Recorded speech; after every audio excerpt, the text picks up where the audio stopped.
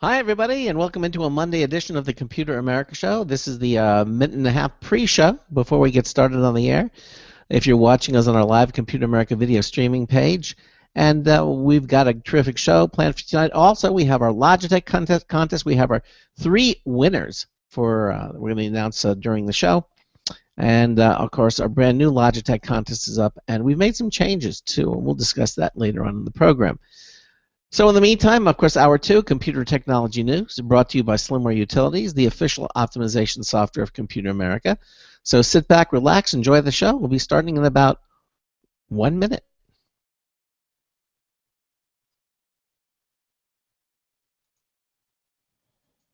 One minute until showtime.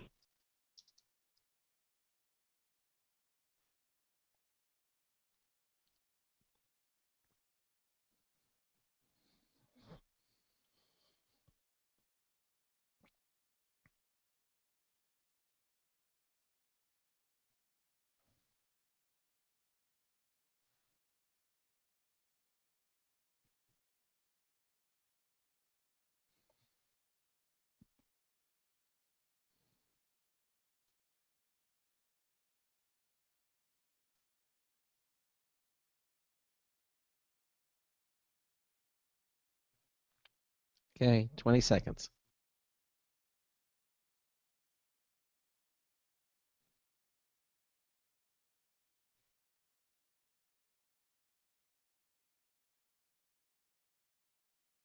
Your show will go live in 5 seconds. 4, 3, 2, 1.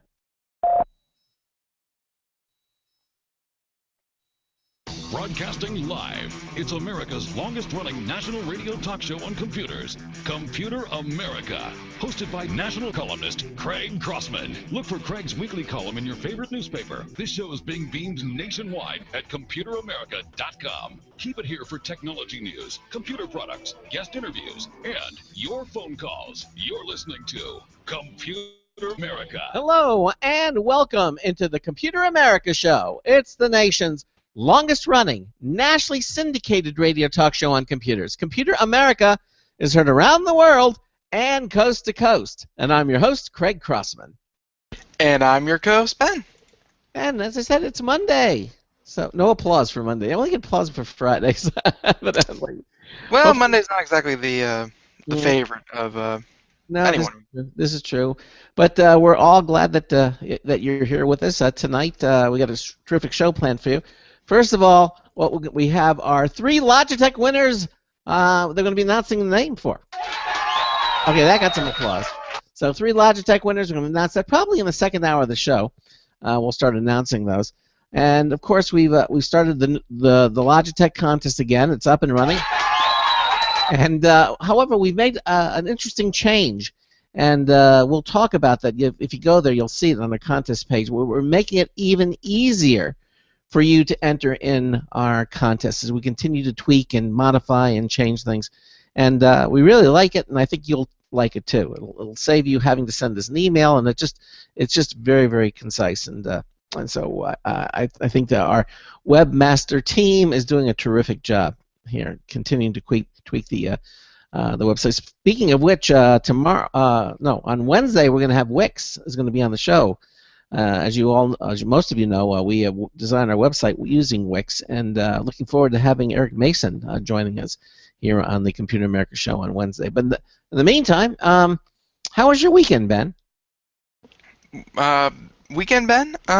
It's an easy question. It went well. There were some festivities going around, kind of pre Halloween. So went downtown, enjoyed those. The costumes, I think, in general, people go for the easy ones. Okay. Not exactly the best ones. So, I don't know how many Marios you need to see in one night, but when you hit upwards of 50, you just stop counting Marios. Well, I know in your neck of the woods, of course, Halloween is a big event, and a lot of the homes have people. I know I joined in the festivities down there in Florida, and you're in a little area where people go out and kind of celebrate Halloween. That's when you were a kid. We all went out together. It was a lot of fun.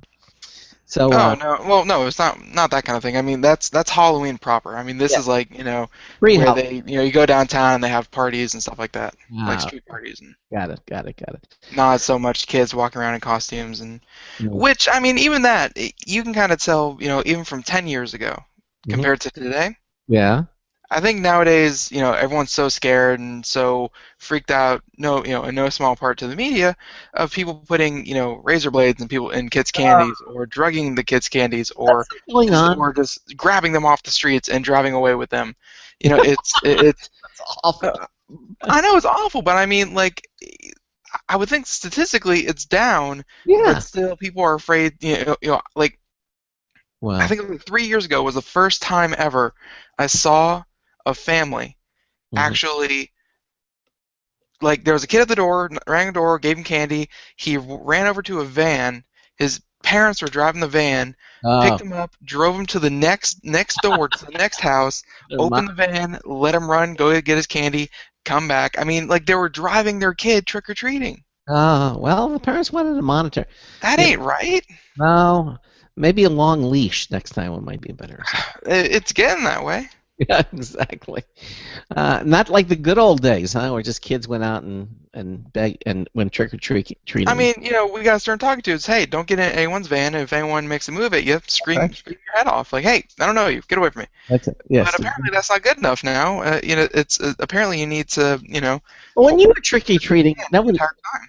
When you were trick or treating, nobody approached you. Everything was. Oh yeah, they did. You did really? What Yeah, did but you? I think they were like high schoolers playing jokes. Oh, It's like, okay. hey, come over to the car. We have candy. Yeah. Okay. No, we don't know you. You didn't We have fall. our own You candy. didn't Go fall for away. that. No, you didn't fall for that. No. Okay. No. Well, again, welcome to the show. Hour two, Computer Technology News, brought to you by Slimware Utilities. They're the official optimization software of Computer America. We get some interesting stories that Ben is gathering together now as we speak to keep it cutting edge, as we like to keep things here on the Computer America show. So, anything else? Otherwise, I'm going to introduce our guests and get started. All right. No, I think we're good to go. All right. Well, now our guest tonight is a company called Satisfi, and it's an interesting premise. Evidently, Satisfi allows companies to proactively gather feedback rather from their customers rather than passively wait. So they can use Satisfi as a tool to enable the company's guests or customers or consumers actually to tell these companies their concerns even when they're on their premises. I mean, too often consumers leave without telling why or they become or why are satisfied while on site at your location. I mean, that happens a lot. But if you deploy Satisfi within your location, and consumers using their mobile devices can alert you in real time to legitimate concerns, that you may be having. Now, joining us tonight is Satisfi's CEO and co-founder, Mr. David Montoya. He's here to explain more concisely how Satisfi works. David, welcome into Computer America. How are you, sir? I'm doing very well, thank you. Right.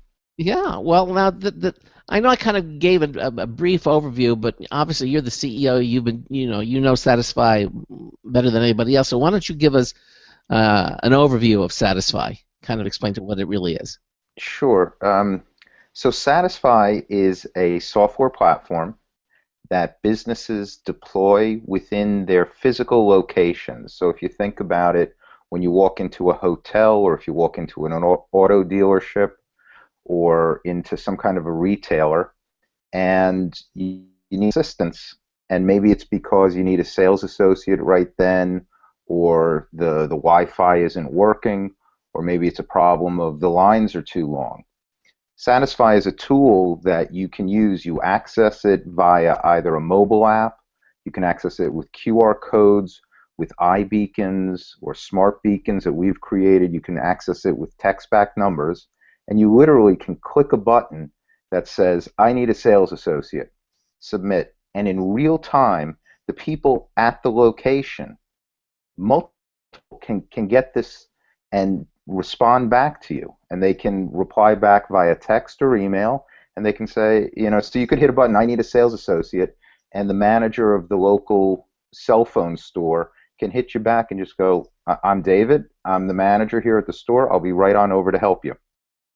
So the idea here is before someone leaves dissatisfied and they jump onto a social network like Yelp or Facebook or Twitter and they stand on a soapbox and they just publicly shame the business, why not do it in a private manner? So Satisfi is a private tool. It doesn't get broadcasted out onto social media. They can say, hey, I'm having a problem here, solve this problem, and you have a chance to turn around this rejecter before they've left the store. Yeah. That's kind of the idea. I see what you're saying. I mean, with Yelp, for example, that's usually after the fact. People usually use Yelp after they get back home and they talk about their experience.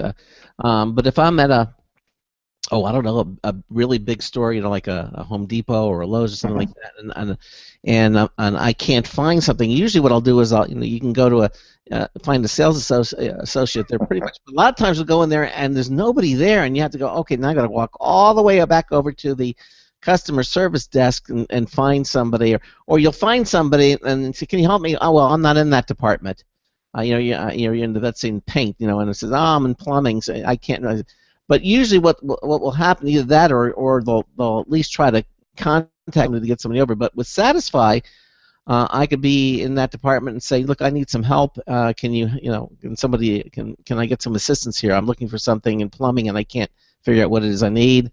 And a sales associate will, magically appear, poof, in a puff of smoke, and pretty quick, and help me out. Is that a typical example of how I would use Satisfi? That's one example, or it might not even be where where the genie magically appears. It could be, where is the plumbing department? Oh. And you just get a text or an email back right through the software platform that just says aisle 4. Right? That's all you wanted. Just right. You're walking into one of these big box stores and you just say, "Where's the plumbing? Where can I get a screwdriver?" Right? Just hit a button, and then what's really interesting is they can respond back to you, but we have a dashboard with all kinds of nice analytics, and they can later on that week, later on that night, whenever they want to, they can analyze what's going on here. And right now, I can tell you, having run businesses and my partners at Satisfi, we've all run businesses. I have never had a manager or a CEO come up to me and say, David, let me tell you, we spent millions of dollars this year on marketing and sales to bring people into the store. Let me tell you about all the ways I caused problems, and these customers are never coming back, right? They're never going to come on back to the store because of a bad job I did, and I just wanted to tell you about this. You don't know what you don't know. And for these big stores, I mean, just think about it. Hundreds, thousands of locations, there's no way they're being monitored. They just aren't. Well, are we seeing Satisfi? I mean, how long has Satisfi been around? How long have you been out?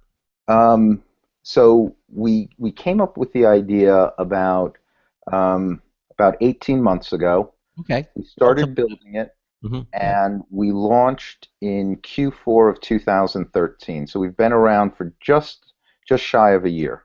Okay, so that's still relatively new. So your job or is to let these companies or big box stores or even little boutiques, whatever they are, that a tool like Satisfi is available to them. How do you go about doing that?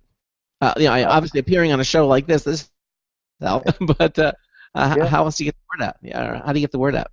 Well, we have a sales team that goes around to all of the large enterprises, and we have a merchant team that kind of goes town by town. And then within the app, we also promote it. Anybody that signs up their local stores, we have a little button there that says Invite a Biz. We pay $100 per store that signs up. And so consumers walk into your local deli, walk into your local pizza parlor, and if you click on it and you give us their contact information and your email address. When they sign up, we'll hand you $100. So if I sign up a Lowe's or a Home Depot, I mean, I'm only getting $100, Per per location. Per location. All right. Per location. All right. So you can send your money. All right. So let's talk a little bit about what the inspiration behind the creation of Satisfi was. Did you find yourself at a store one time and totally confused and frustrated, and you said, "Gee, I wish there was some way I could get better assistance"? I mean, how did it come about? It came about. I was sitting down with my co-founder Neil Magnus, and we were sitting at a restaurant that shall go nameless in New York City. And we were talking. I've known Neil now for about 25 years.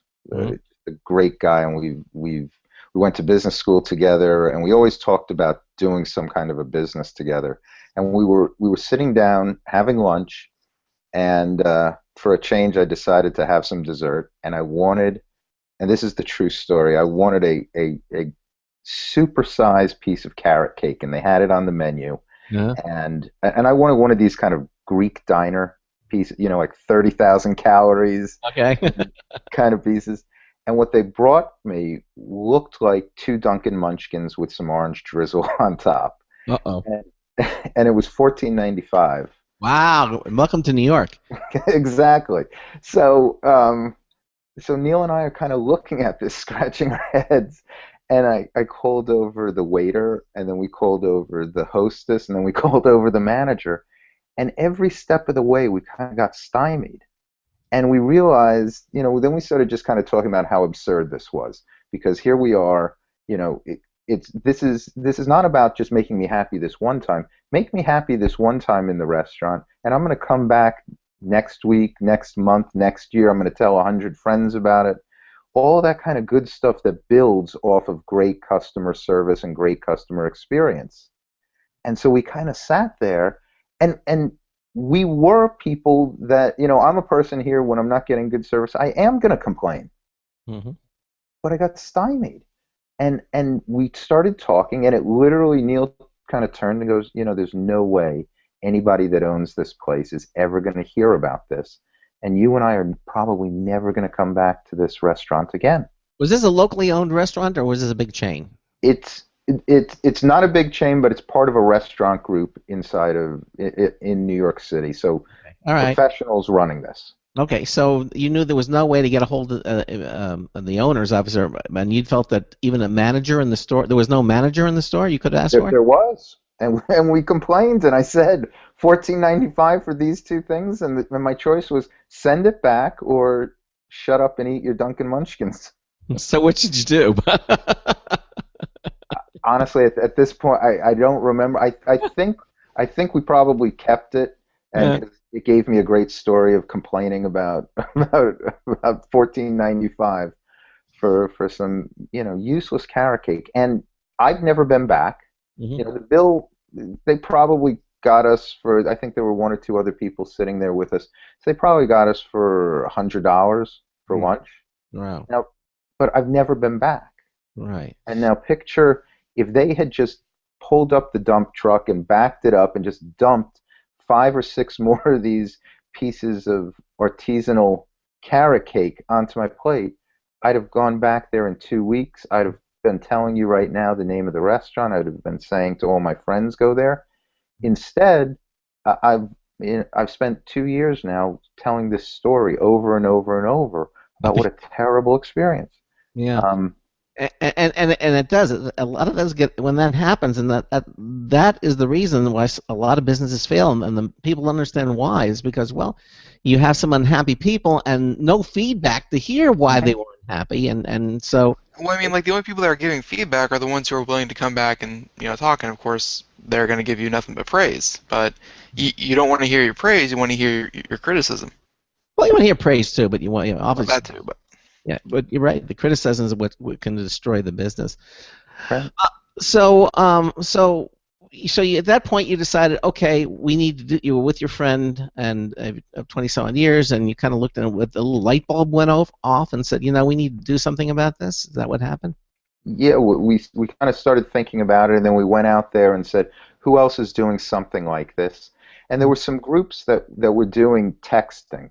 So I could, I could walk into a place, I could text a question to somebody, Mhm. and they could respond back. But there's no scalability to it, because if I walk into, let's say, a Best Buy, and I text a problem, well, somebody has to physically be there, interpret the question, respond back.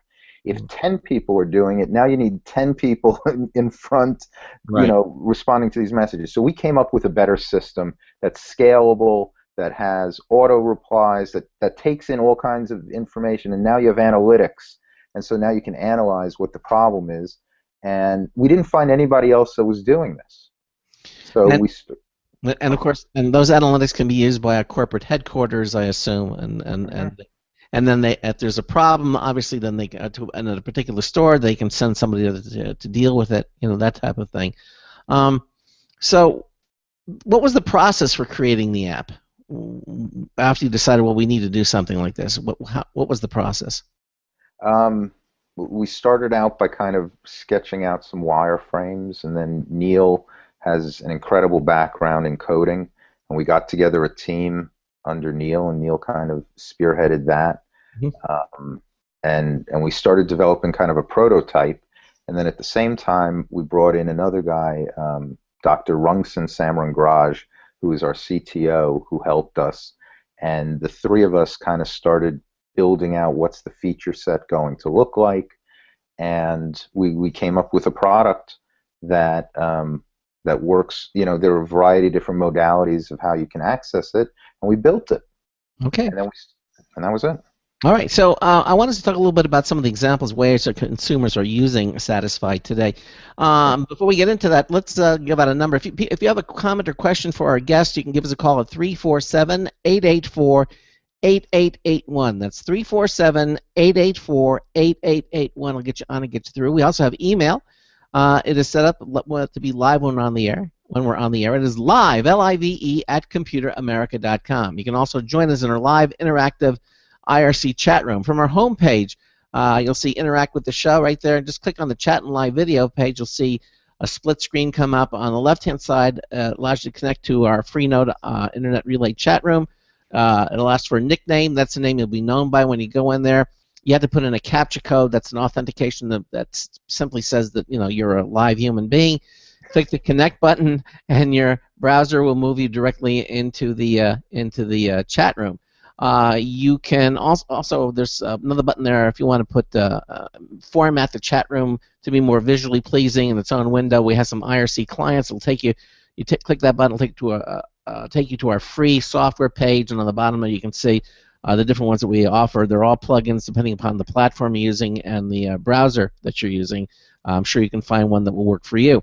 And then on the right-hand side, you can see our live Computer America video streaming page, where you can not only listen to the show, you can watch the show. You can see myself, my co-host Ben, and you can see our guest tonight, David Montoya from Satisfi.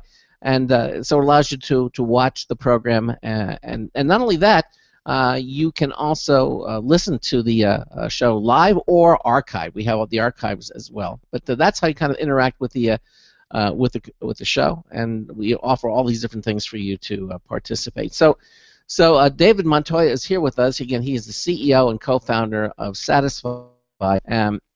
So let's talk about some examples of way consumers are using Satisfi now. Can you give us some examples? Sure. So we've got one in well-known auto brand.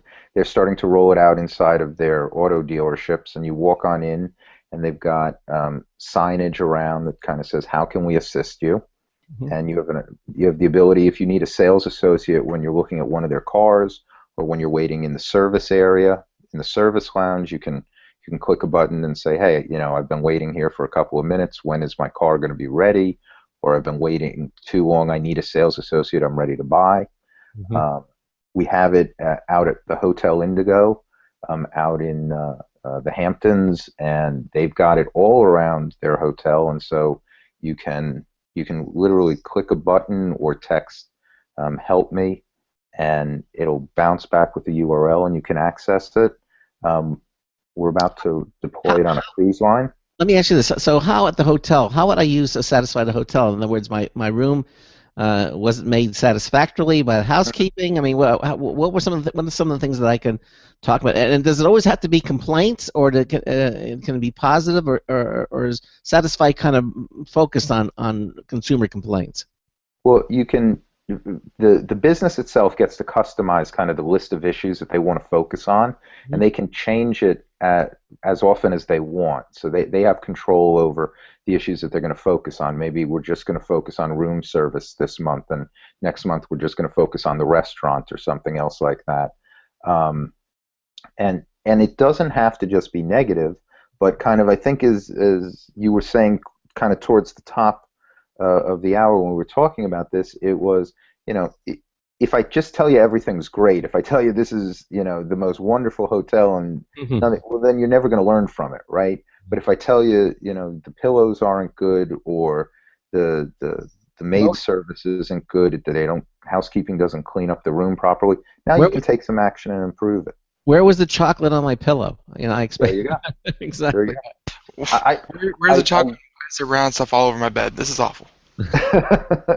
I kid you not, somebody at another hotel was complaining about onions on their hamburgers that they were getting from room service, and 3 times they kept sending the hamburgers back saying we don't want onions on our burgers, and 3 times they kept sending it to them, and they were using Satisfi. Really? It was amazing. It was amazing. They were just like, fix the problem. We don't want onions. So the 4th time was the charm? They finally got their burger with no onions?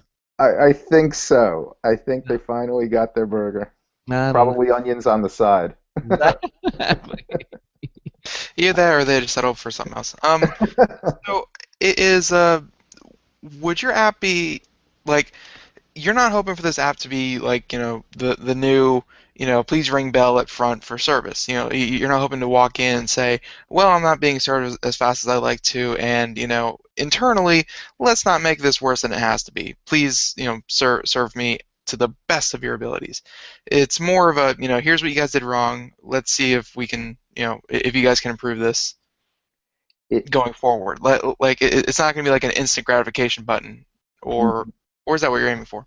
Yeah, that's what by the time you take a survey, if you're even willing to take a survey, or by the time you write a Yelp or TripAdvisor review or publicly shame somebody, it's too late.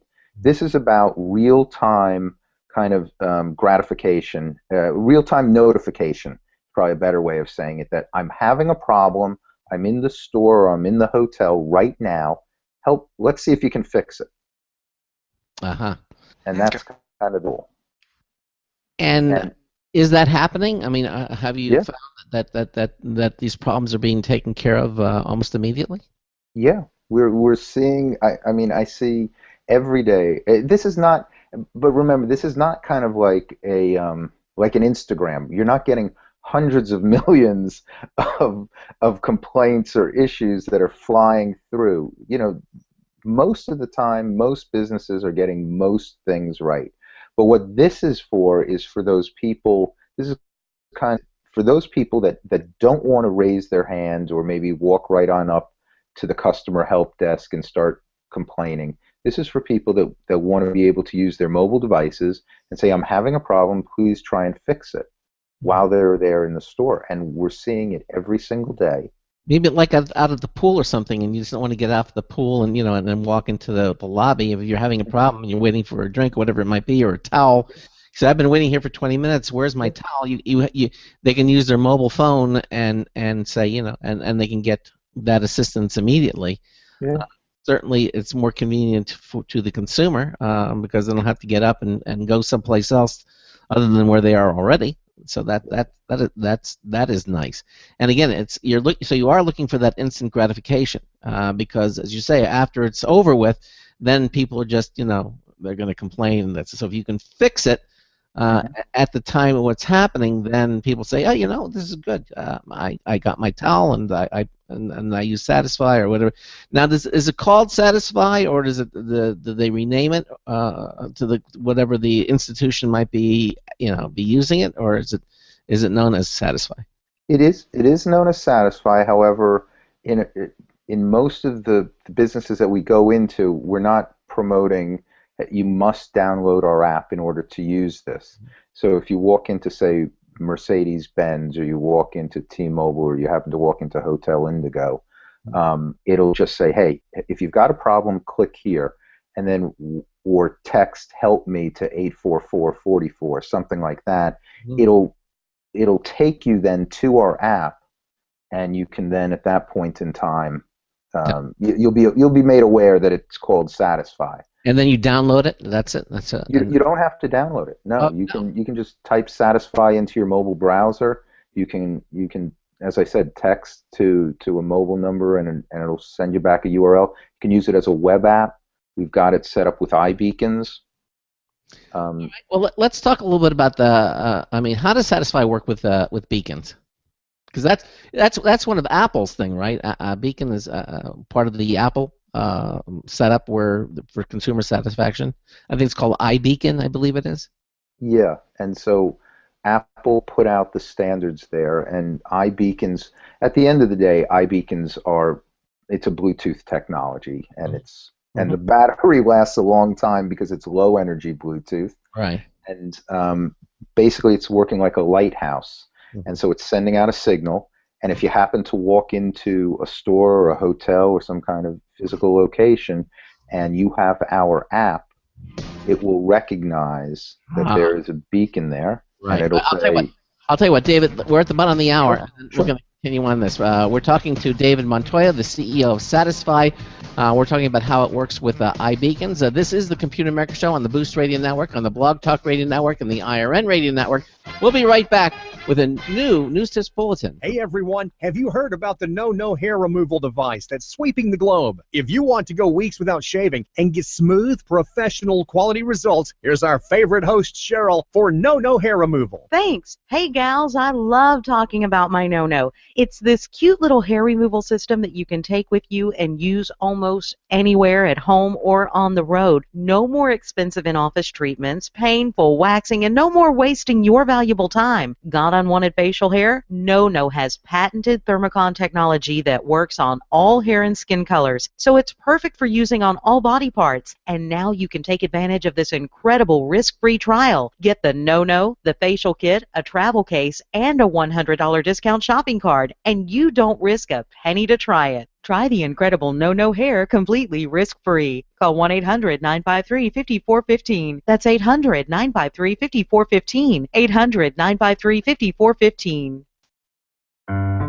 Hi, this is Craig Crossman, host of the Computer America Show. You have important meetings to schedule. Your company's getting ready for its IPO, and you're in charge of the PTA fundraiser this month. So how do you coordinate everyone to be available at the same time? Are you still using emails, phone calls, even text messages to schedule meetings with a group of people? How's that working out for you?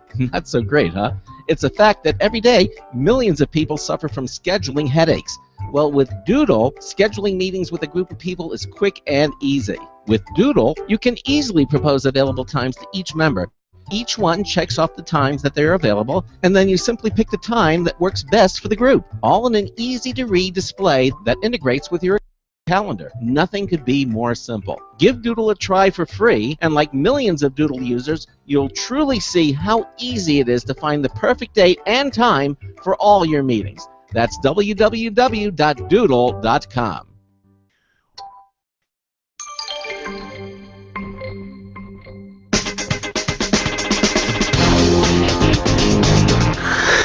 Good evening. This is Marty Winston with a News Tips Bulletin Review for Computer America. This time, the TechSling technology holsters. Now, how do you carry your gear? Is it in a backpack or your pockets, messenger bag or a purse or a merce? We got in an alternative, the TechSling. It puts fairly flat, padded pouches on either side of your torso using a strap arrangement that we're pretty sure originated with shoulder holes. For people who need tablets and handsets and other paraphernalia always with them, which, for example, isn't unusual in patient care, law enforcement, or other professions, it's a handy and unobtrusive way to tote it all. It also makes sense for travel. Now, they sent two. The standard TechSling is water repellent. Water can still get inside, just not through the sides. And it's big enough to hold a full-size iPad, for example. They also sent the TechSling Sport. Not water repellent, but instead breathable and able to fit slightly larger tablets and gear.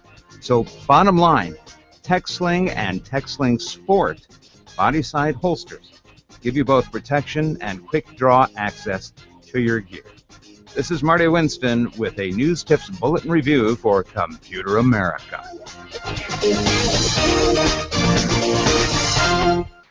Welcome back to the Computer America Show. 33 minutes past the hour. Thank you, Marty Winston, for that brand new. I think it was in the spirit of Halloween. I know at the very beginning he did the whole Dracula. Yeah. Like it was almost a yawn, but you could tell it was like a Dracula, kind of deal. Well, so, wait till the second hour. You can hear the next one. Is the second hour even more Halloween? Even more spooky. Yeah, exactly. Okay, well, good for Marty Winston. Marty Winston, News Tip Bulletin Review. And right now, we are right in the middle of an interview with David Montoya, and from Satisfi. He is the CEO and co-founder. And I think we were just getting into, Beacons. You mentioned that not everyone, you don't go around plugging that everyone has to go download this to use it. They can kind of come in after the fact. Like, I guess the customers can actually use it, and then they can, and then they can come out and use it. Yeah, we were talking about the iBeacon technology also. That's it. Yeah. Right. So there are a variety of different ways. They can click on a QR code. They can use a text back number. They can just type satis.fi into their mobile browser, or they can use these beacons. And the beacons that are out there, I think we were starting to say, they're basically Bluetooth devices that last for a very long time because they are low energy, and they act like a lighthouse, sending out a signal. And so what's great about the beacons is in areas where the cell networks and where the GPS are not effective, you can put up beacons around your showroom or something like that, or inside, let's say, a casino, or inside of areas where you're just not getting good signals.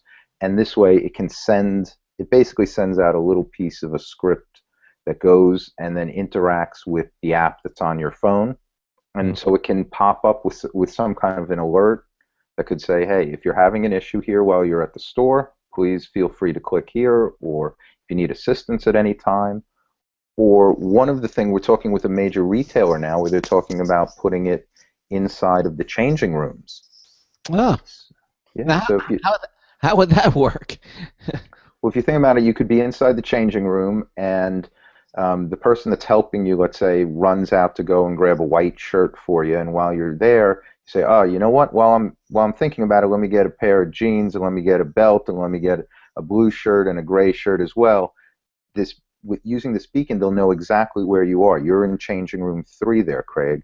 And so when you hit it, the person that's out there on the floor already grabbing you the shirt can get a text or an email to their phone, and it just says, hey, also pick up these 4 or 5 other items and bring them on back. It sounds great.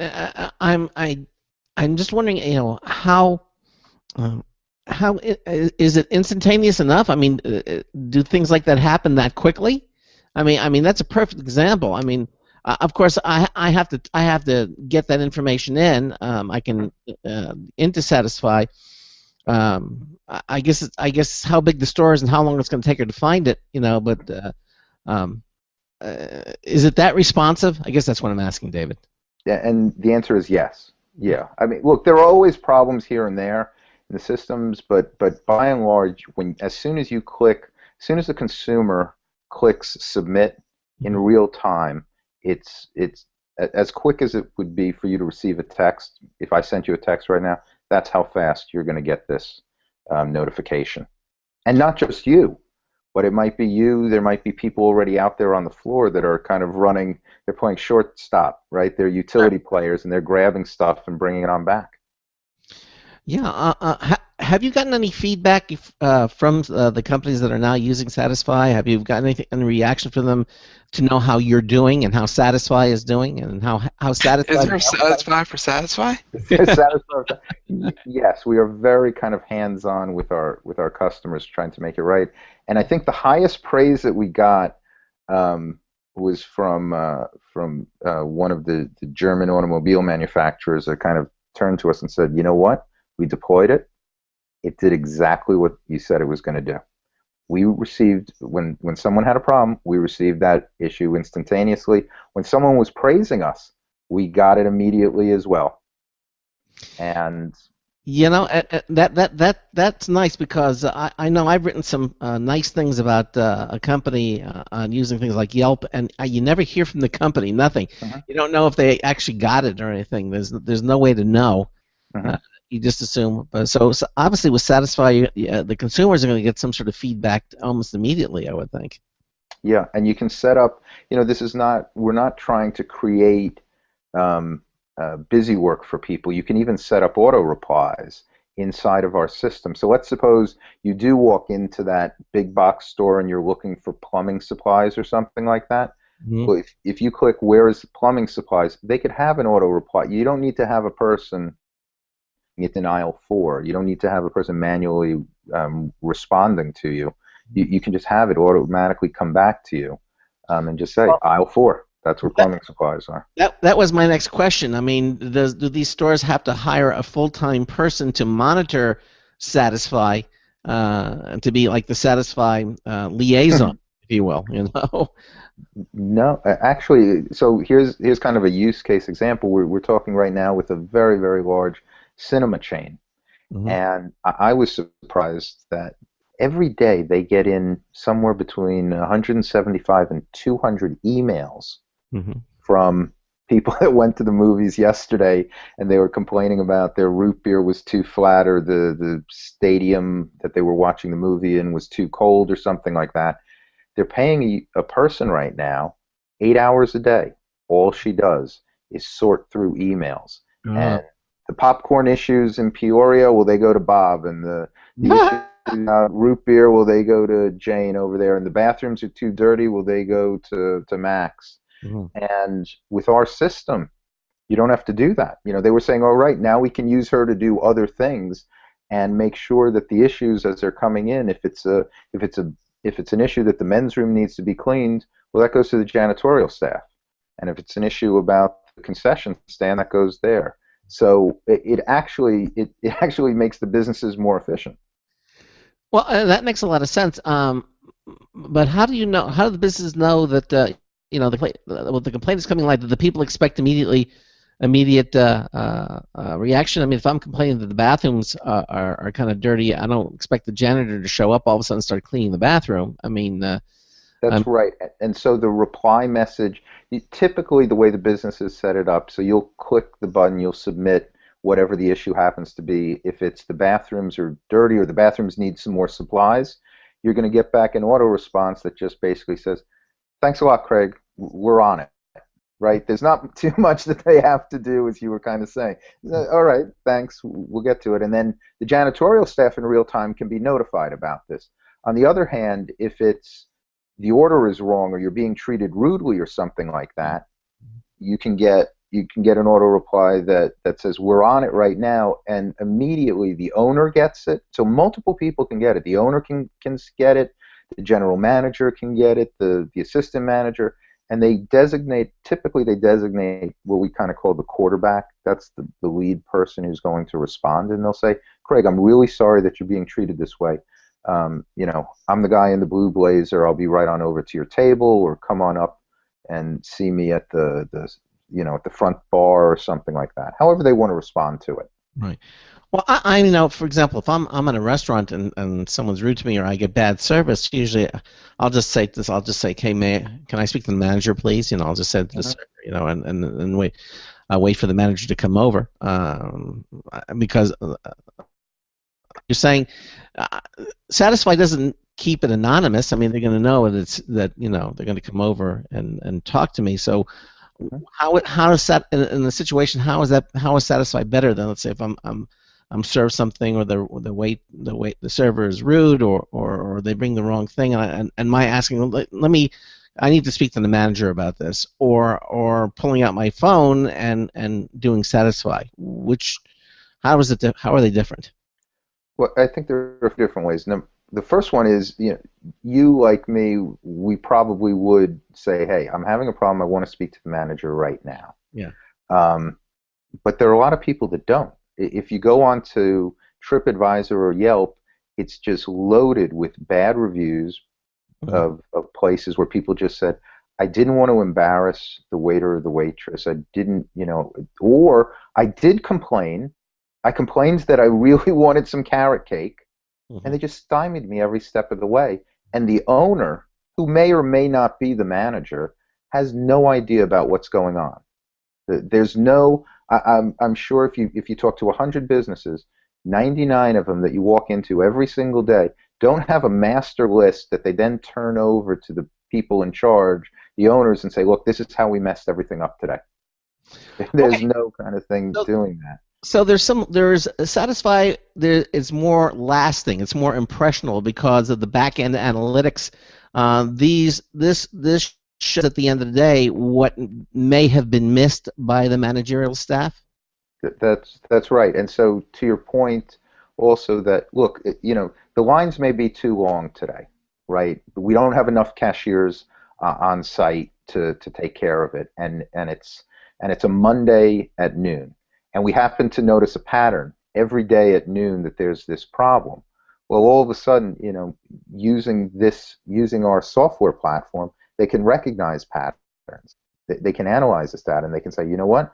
Every day at noon we have people complaining that the lines are too long. What do you think about bringing on some more cashiers, or whatever it is that they want to do? Right? It's their business, but now they have information that they can act on.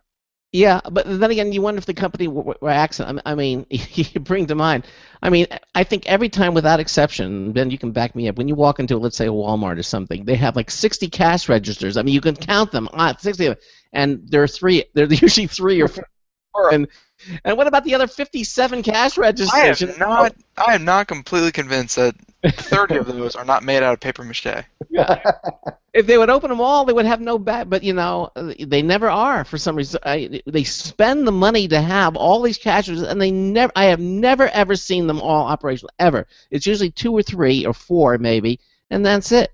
So if Walmart gets Satisfi, and I say, hey, how about opening up some, more cash registers? I know someone's going to see it, but I mean, I complained one time to a manager, and he said, well, we don't have enough people, and that was basically it. And then never heard anything more from it, Right. And look, this is not going to solve all of the world's problems at Walmart, right? We're not gonna be able to do that. But what it is going to do is it's going to give, and Walmart, by the way, is not currently a customer of ours, but nice. it would give them the ability to because they've got so many locations, and there's no way that they can manage all of this, but they can see the issues. And the other thing that we do is, so now you've left Walmart, you've said, I'm really upset about the fact that I had to wait it took me 1 minute to find the Halloween candy that I wanted, and 40 minutes online to pay for it, right? Yeah, exactly. But they can if you use our system, they can follow up with you. What is that worth to know that you were in Walmart, that you had an issue, and that I can follow up with you a day, a week, a year later and say, Craig, I'm really sorry about that. We're working on it. What else can we do to make you happy? By the way, blah, blah, blah. However they want to run their business, right? I'm not there to tell Walmart or any of these companies how to run their business, but we're giving them a tool, and I think it's something that, especially for the millennials now, right? When I need a cab in New York, forever I would raise my arm out there, kind of wave into the air, and somehow a cab would arrive. And now I can click a button on Uber, and miraculously, it arrives, right? And that's the same thing if you think about it with Satisfi. People need some assistance. They need some help while they're there at a location. They click a button, and the personal, the assistant, the associate, somebody who can help them with their problem arrives, just like the taxi. Well, I mean, I believe that there is a trend in businesses to utilize technology. I mean, just take Walmart again. I mean, now they have this thing where you get a receipt from them, and you can use your smartphone to take an image of it, and then they compare that receipt to like 100 and some odd different stores who are competitors. And if it's cheaper, someone else, they credit you the money back. So they are using technology. And I'm going to ask you, do you feel that there's a current trend in businesses utilizing technology to connect with customers in various ways in these brick and mortar stores? As someone who is supplying technology to businesses. Yeah.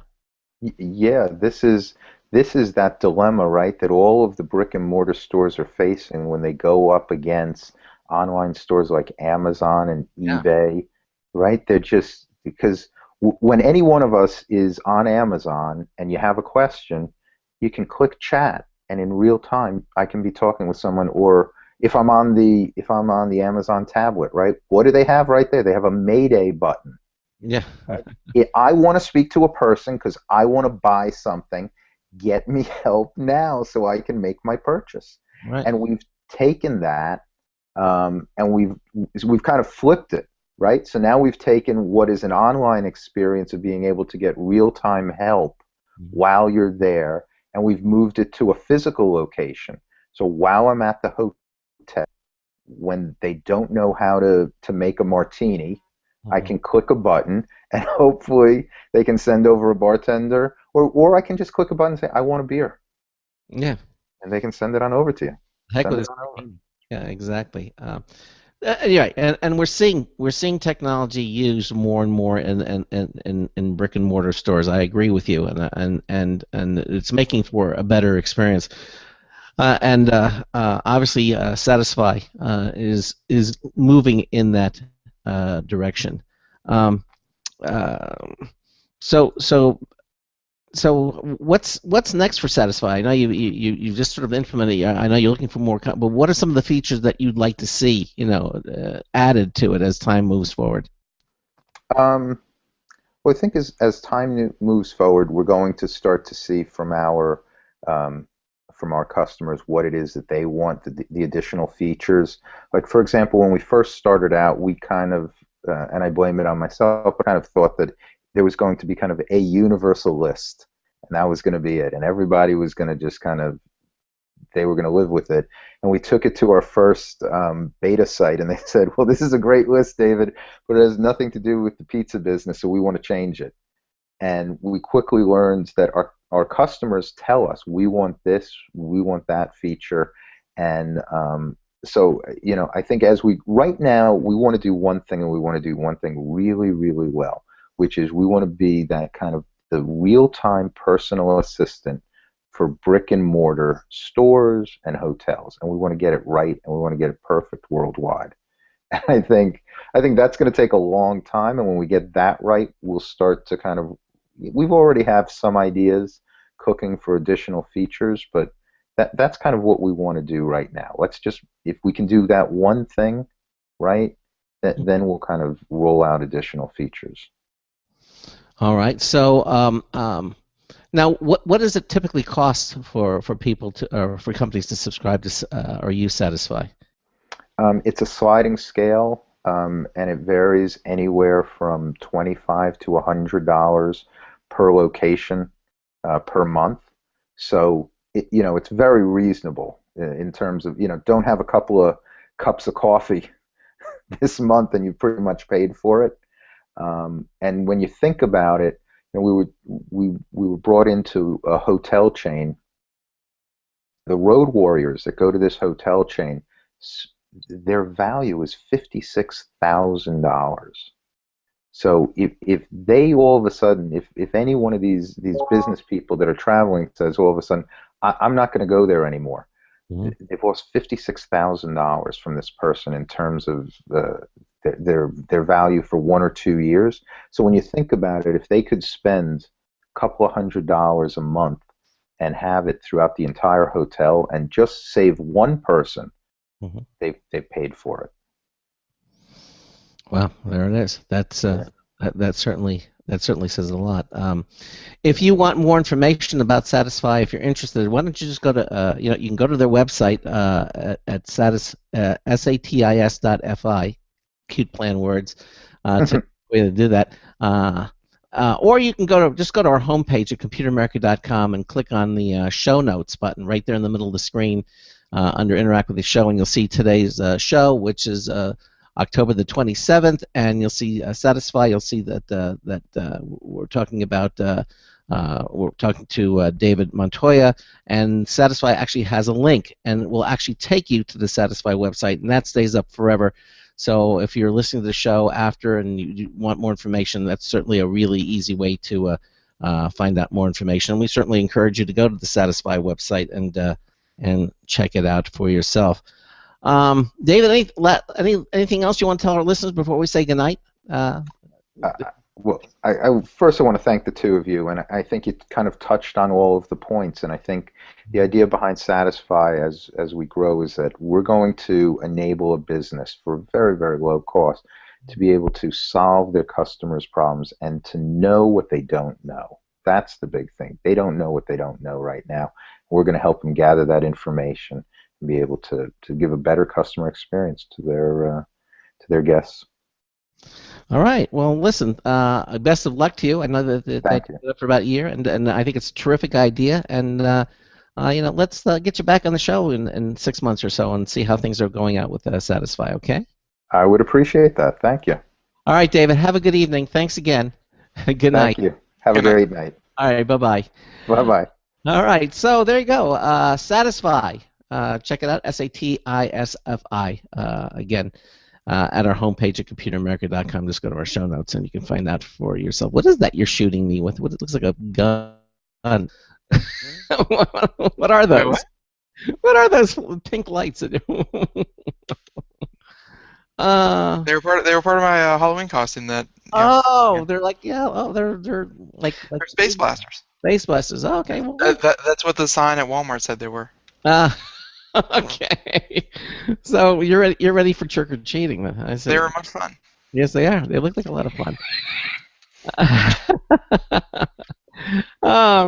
Listen, we got hour 2 coming up, but we also have our Logitech contest that's starting up again. So if you go to our contest page under the Interact pull-down menu, you can see Enter Contest. And you'll see the Logitech says register. It'll take you to the Logitech page. You'll see our that we've started up again today. It begins, and this new contest will go all the way to Friday, December the 5th at 12 midnight Eastern Time, and then over the weekend we'll draw the three new winning names, and then we'll reveal them on Monday, December the 8th. But in the meantime, we have our 3 big winners, and what I'm going to do is we're going to announce one of them now, okay, in the first hour. Now, this is again for the for the 3rd place prize. This is the Logitech. Oh, before I do that, let me just tell you what we've done. This is more as important. We used to, for the Logitech contest, ask you to send us an email to contest@computeramerica.com, and it was you had to put your name and their email address, and it was a little awkward. And so what we've done, good point. Why don't we have a form? Yes, we've got a crack team now, and they said, why don't we have a Logitech contest entry form? And we've added that to the page. So now you don't have to send any more emails. You just put your full name in there. You put your email and your phone number, the address. All the information is there, and so and we keep it completely confidential. We don't give this information out to anyone unless you are a winner, and then we'll get your contact info to Logitech so they can mail you your prize. But after you fill in the information, you just click the little orange submit button, and that's all you have to do without ever leaving the website. So we've simplified the process. So now it makes entering the Logitech contest even more simple. Because let's face it, who emails anymore? My word. Yeah, really. It's a dead format. Might as well fax us your entry. Yeah, that's a cutting edge technology right there. Okay. Anyway, so we're gonna call out our 3rd place winner, and this again is for the Logitech HD webcam C310. This webcam uses the Logitech's fluid crystal technology. It's what makes a Logitech webcam better. It's smoother video, sharper picture, richer colors and clearer sound in real-world conditions. Fluid crystal gives you what you need to make your video calls and recorded videos better. This fluid crystal technology gives you smoother video motion without annoying choppiness in real-world conditions. Sharper pictures, so your videos will look more detailed, more real, more true to life. Richer colors, so you'll look more natural during a video call and when you record a video or take a picture. Clearer sound also, so you'll sound more natural too. It's suggested at $49.99, manufacturer retail suggested price. It's a third place, okay? And that third place prize goes to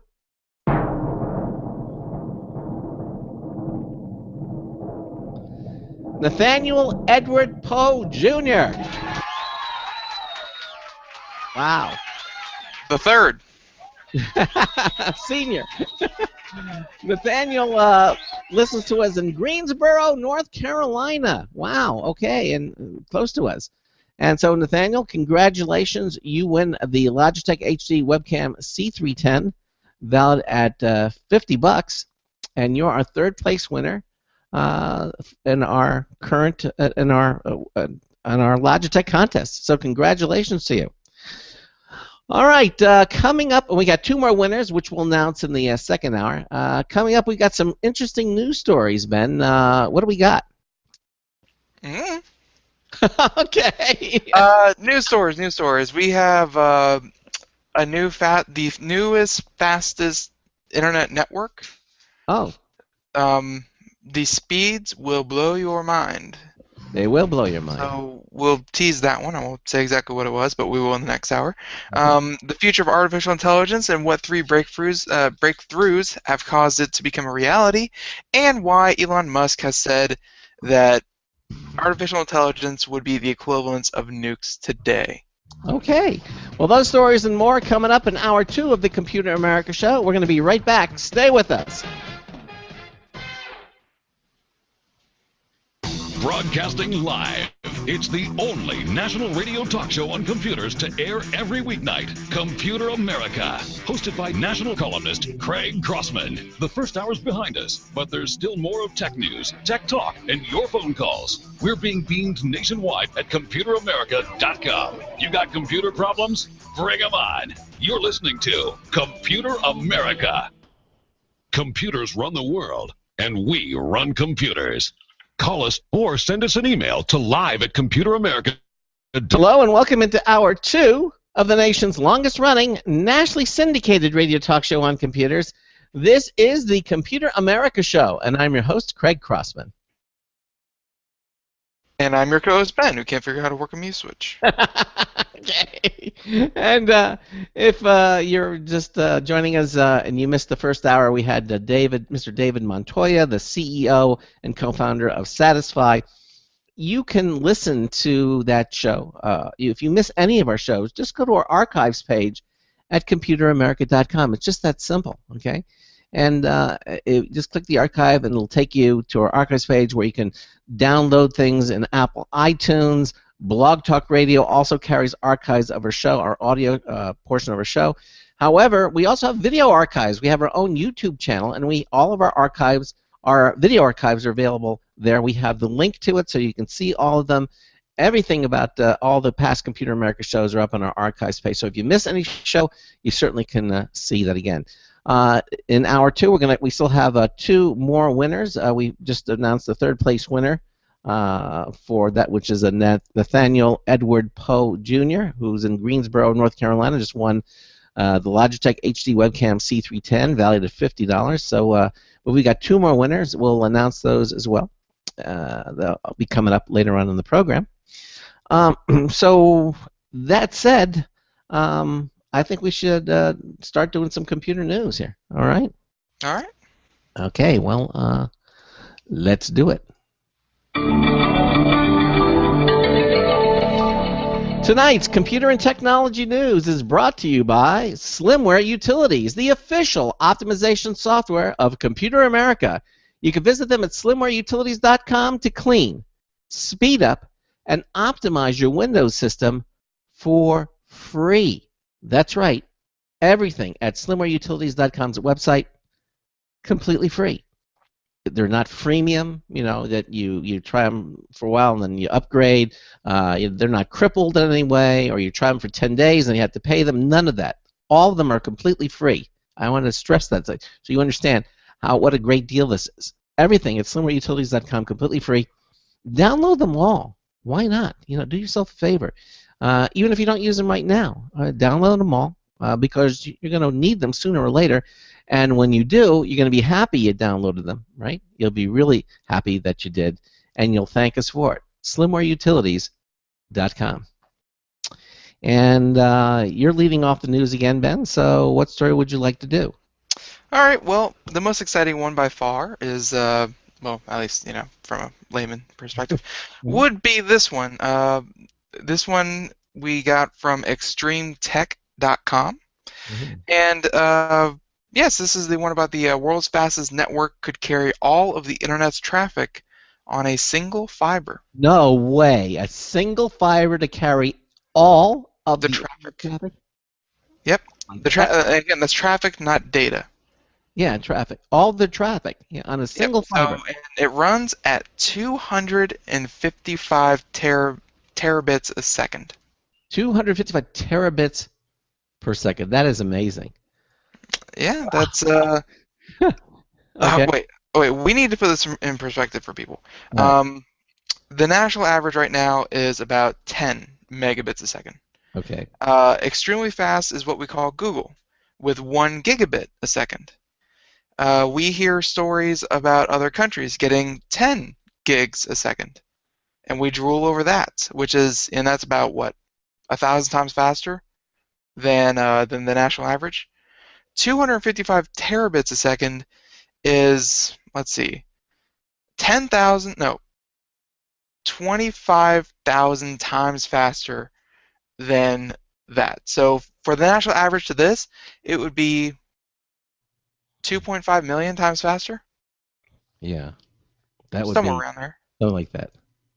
Well, I'm going to say 2.5, and if anyone wants to correct me, go ahead. But 2.5 million times faster than the current national average of speed. That is amazing. That is, 4K, forget it. It doesn't even matter. 8K, 4K, 12K, 100K, doesn't matter at 255 terabits a second.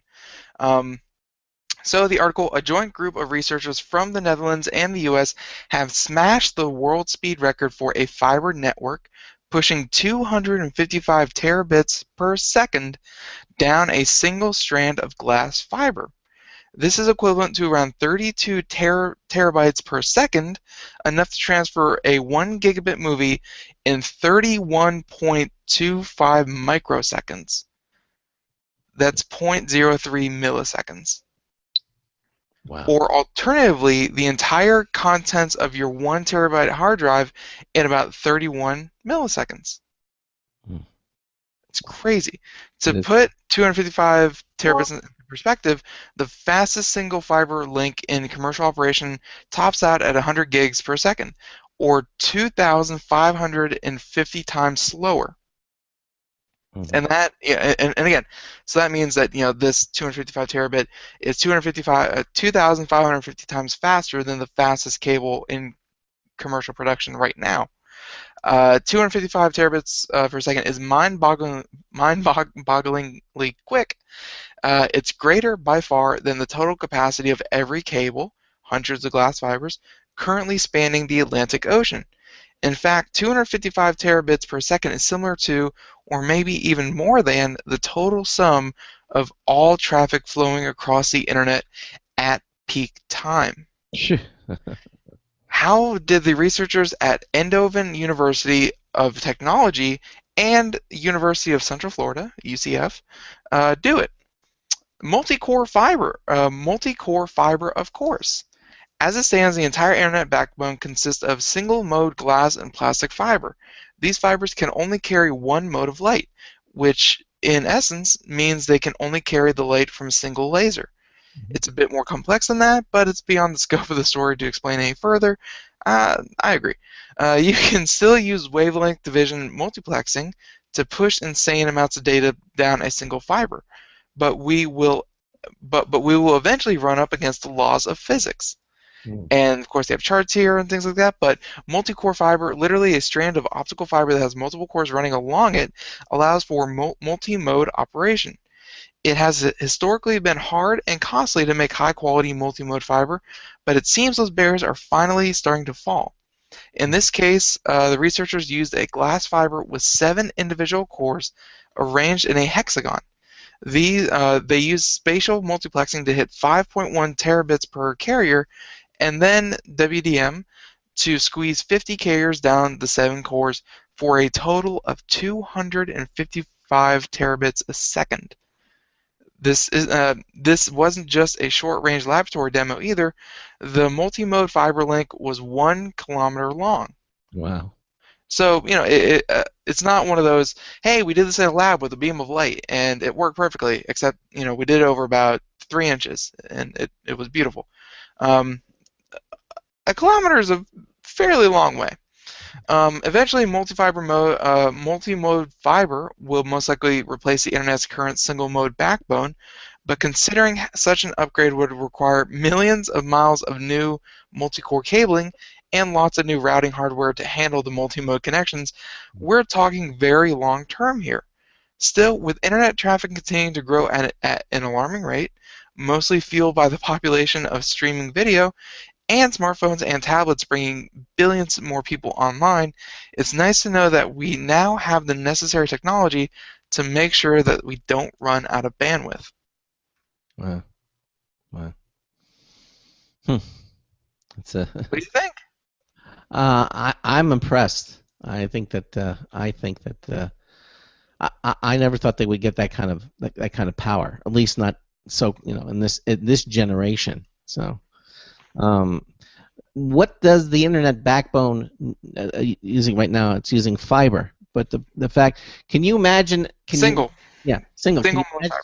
So if you could put a cluster of these, oh my gosh. Yeah. Well, like right now, I think right now, like they have like the cables, and there are cables inside of cables. So like like they have the outer casing, and then they have multiple cables running along inside of it, and I mean, they're thick. They're like, think the Golden Gate Bridge and the suspension wires. Yeah. Like they're that thick. They're huge, and all of those could be replaced with just this one cable. Yeah.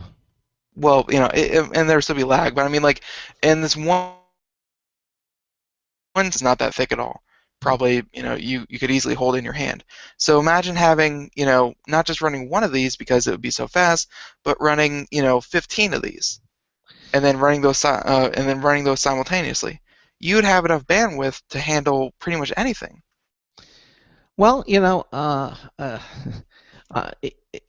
they say it's still it's not being applied yet, but as the article says, it's nice to know that we have the necessary technology, in case as the bandwidth increase for demand for bandwidth continues to go up, because it can only go up, it can only increase, and so to have this technology sort of standing by certainly is a wonderful thing. So. Yeah, it's probably not very cost effective right now to create these things. Yeah. Right now it's probably much cheaper and still serves its purpose to run the old, the single core fiber, cables. So I mean, this probably is not cost effective whatsoever. It's just done in a lab, and it's very very very strong. But it's until the price comes down, or until the need for something like this comes along and makes it, cost, not prohibitive, makes the cost worth it, then we'll see something like this. But as of this moment, I mean, it was just proven, and it's very, very powerful. Jack in the chat room says, "A big deal, Ben. I'm still waiting for broadband over sewer line." Well, I think a lot of people would already concur that their internet is in the crapper, but exactly. It's These kind of cables, yes, they'd be used, across long distances, but mainly they're talking about the the cross Atlantic and the other signals that are sent, like the lines that are laid on the ocean floor, because that's how that's how servers in America are connected to the servers in Europe. They're connected to the servers in Africa. They're connected to the servers in Asia. There are cables laying along the floor, just like in your room when you are too lazy to run the cable around the wall. They just kind of let it drape across the floor. Mm. It's the exact same way. Yeah. So this is more for those cables. Yeah. Then you're probably not going to see your individual network go up to 255 terabits a second. Yeah. Hey, did you hear about the AT&T Uverse Extreme where I just got 255 terabits? That probably won't be happening. No. But for the giant cables that they're laying out, to carry the internet from server to server and to make the world connected, these kind of cables are what is going to make everything possible. Yeah, exactly. Well, that's good to know. Well, getting back to something that we can use and talk about, this according to Maximum PC, Paul Lilly, Microsoft tells Office 365 subscribers. Do you use Office 365? I'm just kind of curious. Or do you just use Office at this point? I have Office 2014. Okay, all right. Well, Microsoft tells Office 365 subscribers to go crazy with unlimited OneDrive storage. That's right. Say goodbye to that 1 terabyte data cap. Your Office 365 subscription just became a better deal than it was yesterday. That's right. That's because Microsoft just announced today that all Office 365 subscribers are being upgraded from 1 terabyte of OneDrive cloud storage to unlimited space. The unlimited upgrade started rolling out today to Office 365 Home, Personal, and University customers, and will continue over the upcoming months and into 2015 to include business customers as well. I think this is a brilliant idea behind Microsoft. This is going to keep them solidly entrenched as the leader in what they do. What is that? I think that the cost of storing data definitely can't be what it used to be 5 years ago. Right. And now they're saying it's going to be unlimited OneDrive storage. For those of you who already subscribe to Office 365, you can jump towards the front of the line by they have the link and jotting your account number down on a list that they provide. You'll then be added to the wait list, presumably so that you can be one of the first to start enjoying the upgrade. Okay. While unlimited storage is another important milestone for OneDrive, we believe the true value of cloud storage is only realized when it's tightly integrated with the tools people use to communicate, create, and collaborate, both personally and professionally. This is according to Microsoft.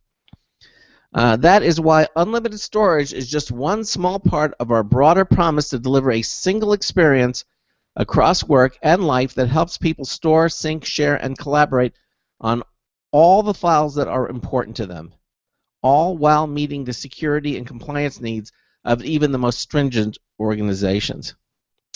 Okay. Not bad, considering that Office 365 subscriptions start at $6.99 per month for installation on a single PC or Mac plus one tablet. For $9.99 per month, that's $9.99 per month. The allotted installation jumps to 5 PCs or Macs plus 5 tablets. And those prices will stay the same with the unlimited OneDrive upgrade. This is big news. I mean, really. Unlimited data. And I think it's brilliant. I think it's a wonderful thing because Microsoft wants to stay a leader in what it is they do. And certainly offering... Maybe. We just did the story last Friday about how Office 365 is showing, profits.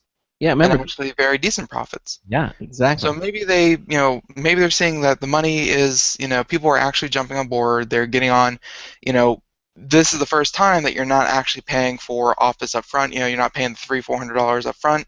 This is the first time that they have a subscription-based model. So maybe they're seeing that people are okay with it, they're doing it, they're making a profit from it, and now they need to draw more and more people. And if you can provide unlimited storage, I mean, there is no better deal out there. It's not 10. There's not 10 terabytes you can store on our servers. It's not 100 terabytes. Like, there's nothing better than unlimited. No, there isn't. Yeah. So, and I haven't read real quick. Like, I haven't read myself. Read through the terms of service and all that kind of thing, and I probably never will, to make sure that it's all very, very secure and encrypted and things like that. But if it is, I mean, if security isn't an issue, and if storage isn't an issue, I mean, that's a huge draw. Mm-hmm. Yeah. I think that it's a wise move by Microsoft.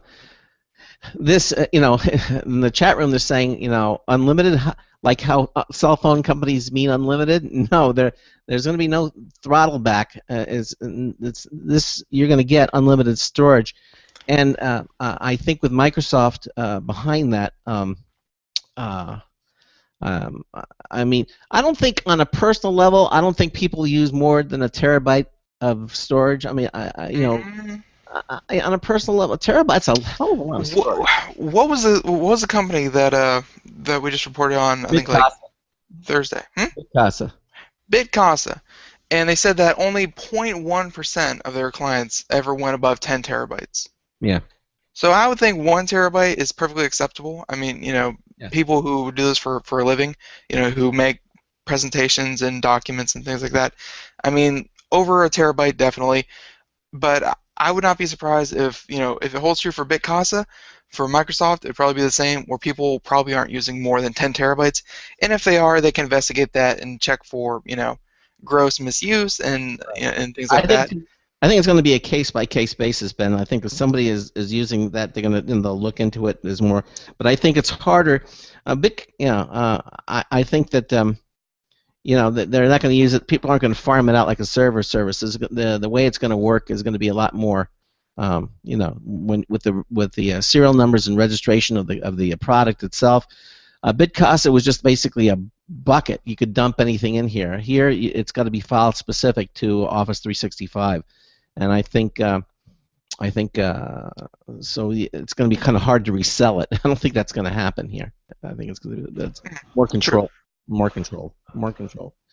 But hats off to Microsoft for this. I think this is an amazing announcement. Again, they just announced it today. So if you have Office 365, you might want to jot down your account on the list so you can get upgraded right away. And but I mean, even if you don't. It sounds like they're going to roll this out to everyone eventually. It's just the list is for being fast trained. Yeah, but hats off to you, Microsoft. I think it's really cool. Okay. Now we're in a hat. Yeah. Let's do, before we go to the next story, you want to do another winner for our Logitech contest tonight? Yeah, let's do it. Okay. All right. Well, this is for our second place winner. This is for the Logitech G400S optical gaming mouse. Okay, building on the powerful legacy of the MX518, and basically this is exclusive Delta Zero sensor optimizations for high accuracy cursor control. Whether you're flying across the screen or honing in on one pixel, the 4000 dpi sensor responds accurately to your hand movements. The LED illuminated sensor is designed to go beyond simple eye-hand coordination. This is an amazing mouse. It sells for $59.95. Manufacturer's suggested retail price, $60 mouse, and we're going to award it right now. And that prize goes to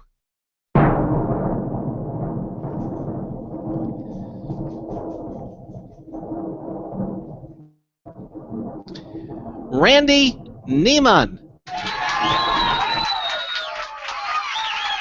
Hey, Randy Neiman, congratulations. You win the Logitech G400S gaming mouse. Randy listens to us in Pueblo, Colorado. All right. So, again, congratulations to you, Randy, for being our second place winner here on our lodge. So basically, we have Nathaniel Edward Poe Jr. We announced the first hour. Greenboro, North Carolina wins the Logitech HD Webcam C310. And Randy Neiman wins the second place prize, the Logitech G400S gaming mouse, valued at $60. So congratulations to you. And we'll have our grand prize winner coming up in the next half hour here as we continue to do computer and technology news, brought to you by Slimware Utilities. So what's the next story? Next story is one I actually didn't send you, but it involves a manufacturer of hardware that everyone knows. Most everyone knows. Most people know. Okay. And it's Alienware. Oh, okay. Alienware. All right. Yep. Okay. They make gaming computers. They were not recently. They were bought out by Dell Computers, and yeah, it's essentially Dell's division of hardcore gaming equipment. Mm-hmm. So Alienware launches Area 51 Desktop, Alienware 13 Laptop, and Alienware Graphics Amplifier. Okay. Those were the three big announcements. So, you know, there are those who believe in the rules of three, and many PC gamers with money to spare look like they are in for a treat with three new products from Alienware. Alienware has launched the new Area 51 Desktop, Laptop, and Alienware Graphics Amplifier. Mm-hmm. So, you know, during PAX East, Alienware unveiled its new Area 51 Desktop, featuring a triangular-like chassis design designated the Triad. That is a cool looking computer. Yeah, Craig saw it. A lot of people saw it. When they say triangle-based, it's very geometric, not exactly like a triangle, but it sits up on end apparently. Like it looks like it sits up on end. Yep. So it's a very unique-looking chassis. And again, it was built and it has built-in grip so that the PC enthusiasts can carry it to different locations, and easy to remove side panels so it's easy to get at the guts of your computer. You know, they said that the editor from Max and PC that actually got to deal with this was able to speak with the Alienware rep and get a close look at the new Area 51 desktop, which has a starting price of about $1,700. Right. Each unit will come with Intel's latest 6 or 8-core Haswell E-Core i7 series, liquid cooled, of course, and Intel motherboard chipset with DDR4 RAM, Windows 8.1, NVIDIA GeForce GTX 980 for graphics, and 32 gigs of RAM. All very great stats. Very, very, very powerful machine. You know, but for $1,700, you'd expect nothing less. Yeah. Yeah, but not only that, but the author of the article also got to check out the Alienware 13, which, you know, starting at $1,000, has a little bit more moderately priced hardware, but it's all in the form of a gaming laptop. So for $1,000, you get a pretty decent graphics card, the NVIDIA GeForce GTX 860, 8 or 16 gigs of RAM, multi-storage, Windows 8.1, and the whole thing weighs about 4.5 pounds and is about 1 inch thick. Yeah. So, you know, and of course they have several display options, with a high-end option featuring touchscreen technology with 2560 by 1440 resolution. And also featured, apparently, is something I had not heard of, but apparently, you know, it's a thing now. Also featured in the second video, you know, of the article is the Alienware Graphics Amplifier that can be used to give a laptop the power of a desktop. It can be purchased separately for $300 or with the Alienware 13. The device connects directly into the Alienware 13 through a dedicated PCI Express lane, which will give the AMD Radeon HD 5000 series and newer or GTX 600 series the bandwidth needed to properly perform. Wow. The Alienware Graphics Amplifier is capable of housing a full-length, dual-height GPU with up to 375 watts and features 4 USB 3.0 ports, so that consumers will be able to plug in any peripherals they would like to use. So, you know, I guess the whole point of the graphics amplifier is an external case where you can plug in a graphics card, and then you can plug in that graphics card into a desktop, into a laptop, into whatever you want. that then lets you harness the power of that graphics card, on demand. Like, you don't have to install it inside your computer, or maybe you don't have room inside your computer, like in most laptops, but you still want that power. You can now, buy a graphics amplifier and think of it like a little case for a high-power graphics card. Yeah. Wow. So, I mean, apparently that was necessary, which if you want to add the extra oomph to a computer and you don't want to take your whole computer, but you wanted that extra, the extra raw power, something like this would be very, very handy because obviously it is very, very portable. So those are all the products that they just came out with: the Alienware Area 51, Alienware 13, and the Alienware Graphics Amplifier. They will all be available tomorrow. Okay. So yeah, if you're a fan of Alienware and all that they do, I mean, don't get me wrong, Alienware, they make good looking equipment. Like, yes. their designers are top notch. On the sides of that triangle, it's not really a triangle, but it's sort of like the triad. Triad. There's the bluish light that comes out from on the sides there between the seams, where they kind of connect together, is very cool looking, very, very nice. So it's visually appealing, and obviously it's performance. As most people who actually invest in gaming computers, it's not going to be like a little, Dell box. It's not going to be like a little HP, kind of thing. A gaming computer is really very pleasing to look at in most cases.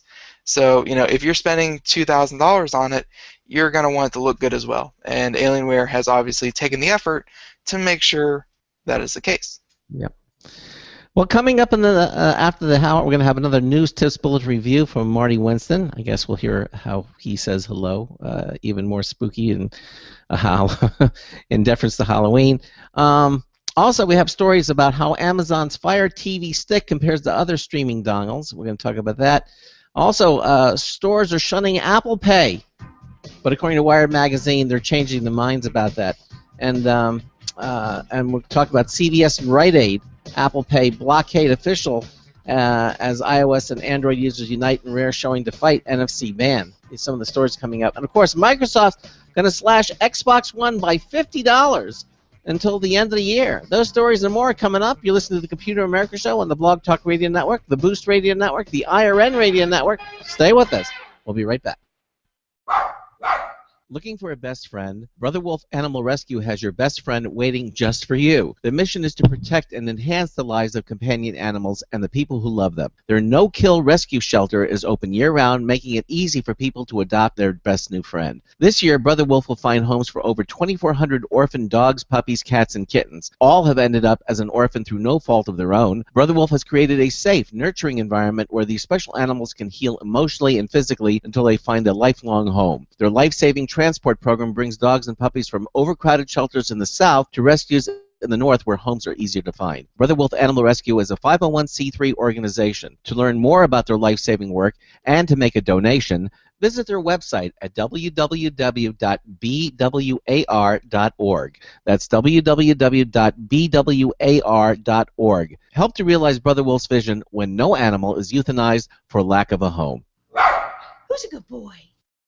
Don't complain about your cable bill going up and up and up. Do something about it. Grab a pencil and jot down this special number: 1-866-663-MY-TV. The more cable TV rates go up, the better digital satellite TV looks. So, disable the cable and get more of your favorite channels in 100% digital quality for less money. Call 1-866-663-MY-TV right now to sign up for packages starting as low as $19.99 and up to 4 rooms. And there's no equipment to buy. That includes your free HD TV upgrade, your free DVR upgrade, and your free professional installation. And the best part, the pristine digital picture and sound. Call 1-866-663-MY-TV. So, what are you waiting for? Pull out your major credit or debit card. Call 1-866-663-MY-TV. 1-866-663-MY-TV. Disable the cable, cut costs, and get more. Call 1-866-663-MY-TV. 1-866-663-MY-TV.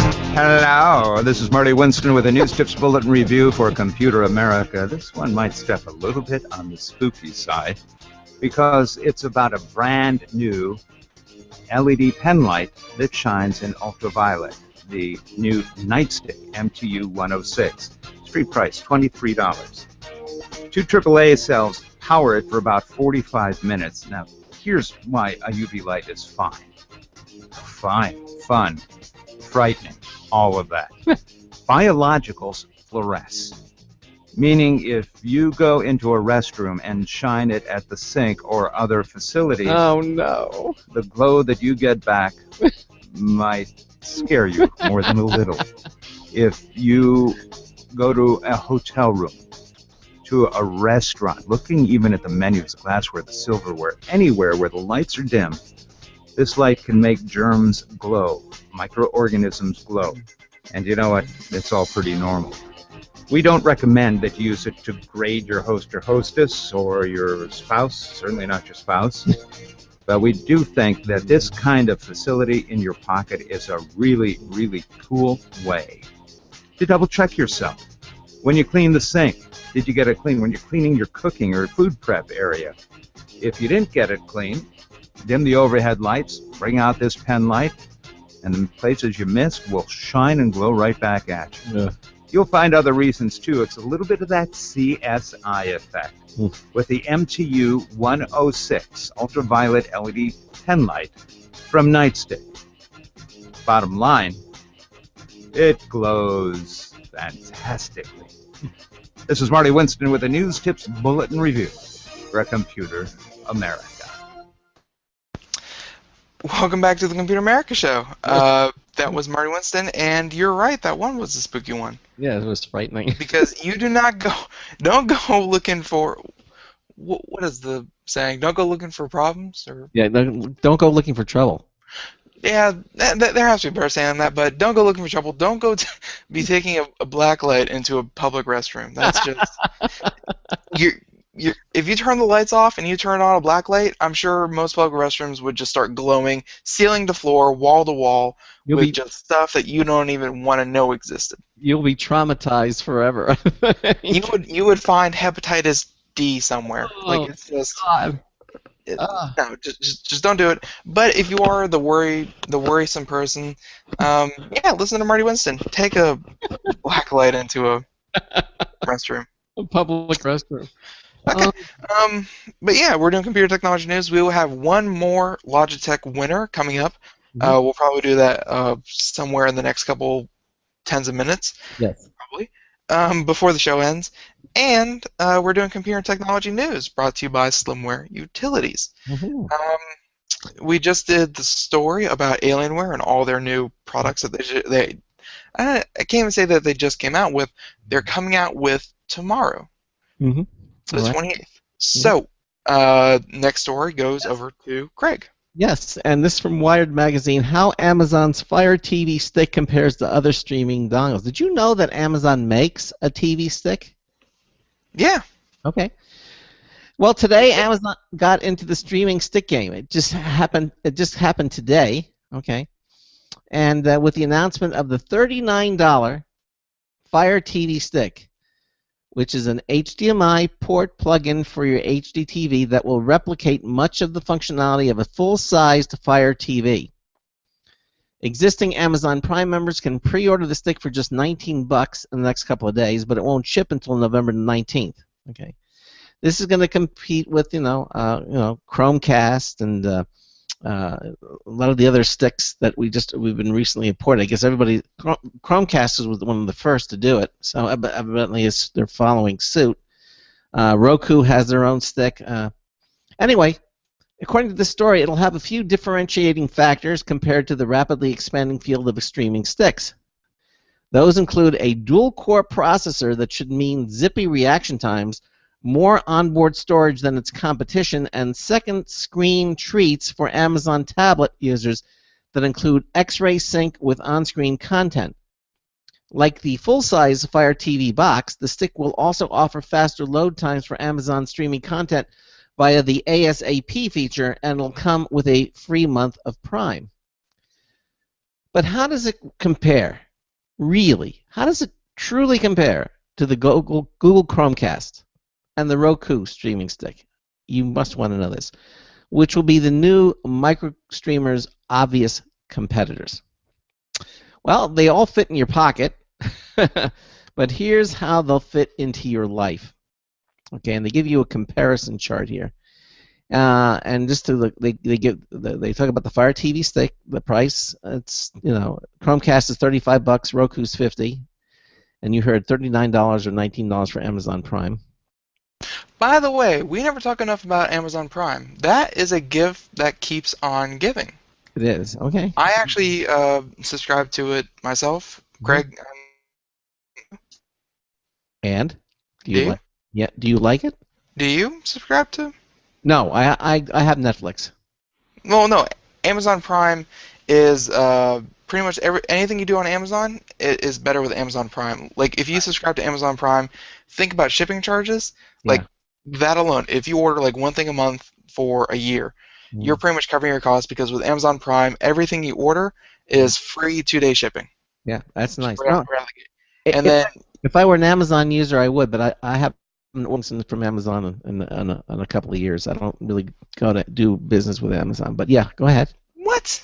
No, I really How don't. do you not do? Everyone does business with Amazon. Amazon sells everything at such cheap prices. They're like they're like the online Walmart. Yeah, I know. No, I haven't. Maybe I should. But anyway, they're crazy. Yeah. So yeah. Anyways, Amazon Prime. It is indeed their streaming service, as Craig mentioned earlier. I don't even use that, but I have access to it. Free 2-day shipping on everything, and apparently now you are getting deals off on Amazon products. So, well, that's the keep on giving. Amazon always finds every product that Amazon ever sells that's an Amazon product. Basically, it makes it easier to buy stuff on Amazon. That's it. That's what it's for, and this is no exception. They talk about the connectivity speeds. That's fine. All basic BGN compatible. It comes with a remote. The Chromecast doesn't. The Roku stick does. Does the remote come with batteries? Yes, and yes. Chromecast doesn't apply. Now, will the streaming stick stream sticks? Yes, it will. And so will Chromecast, and so will the Roku music. But there's some variations. Yeah, the reason will the streaming stick stream Styx, the band, and that means does it have any music streaming applications? Fire TV stick, Pandora, Spotify, Plex, Amazon Music, whereas Chromecast have Pandora. Everyone pretty much has Pandora and Spotify because they are browser reliant. But the other ones get like Amazon Cloud Player and Google Play Music. So now what's missing? Well, with the Chromecast, you don't get anything from Amazon. Okay. Although you can stream it to your TV from a browser using the Google Cast extension in Chrome. Roku has everything, but what you can't get is HBO Go, Radio, and Vudu. Okay. Does it have a channel devoted entirely to 1950s sex education videos? No. Roku does. This is good for Roku. Yeah, exactly. Storage: 8 gigabytes on the Amazon, and 5 free storage on the cloud drive. 2 gigs on Chromecast. 256 megabytes on the Roku. TV inputs all HDMI. Do you have to plug it in? Yes. And then those anyway only on HBO Go with Chromecast, and yes on the other two. So why would you buy it? Well, it loads the Amazon content quickly due to ASAP we mentioned. You have an HDX tablet or Fire phone you want to fling stuff from. You want free month of Amazon Prime. It has a good CPU and audio specs. Okay.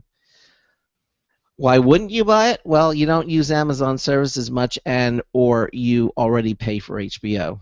That's it. So that's pretty much it. You missed something. What? The star sign? Yeah.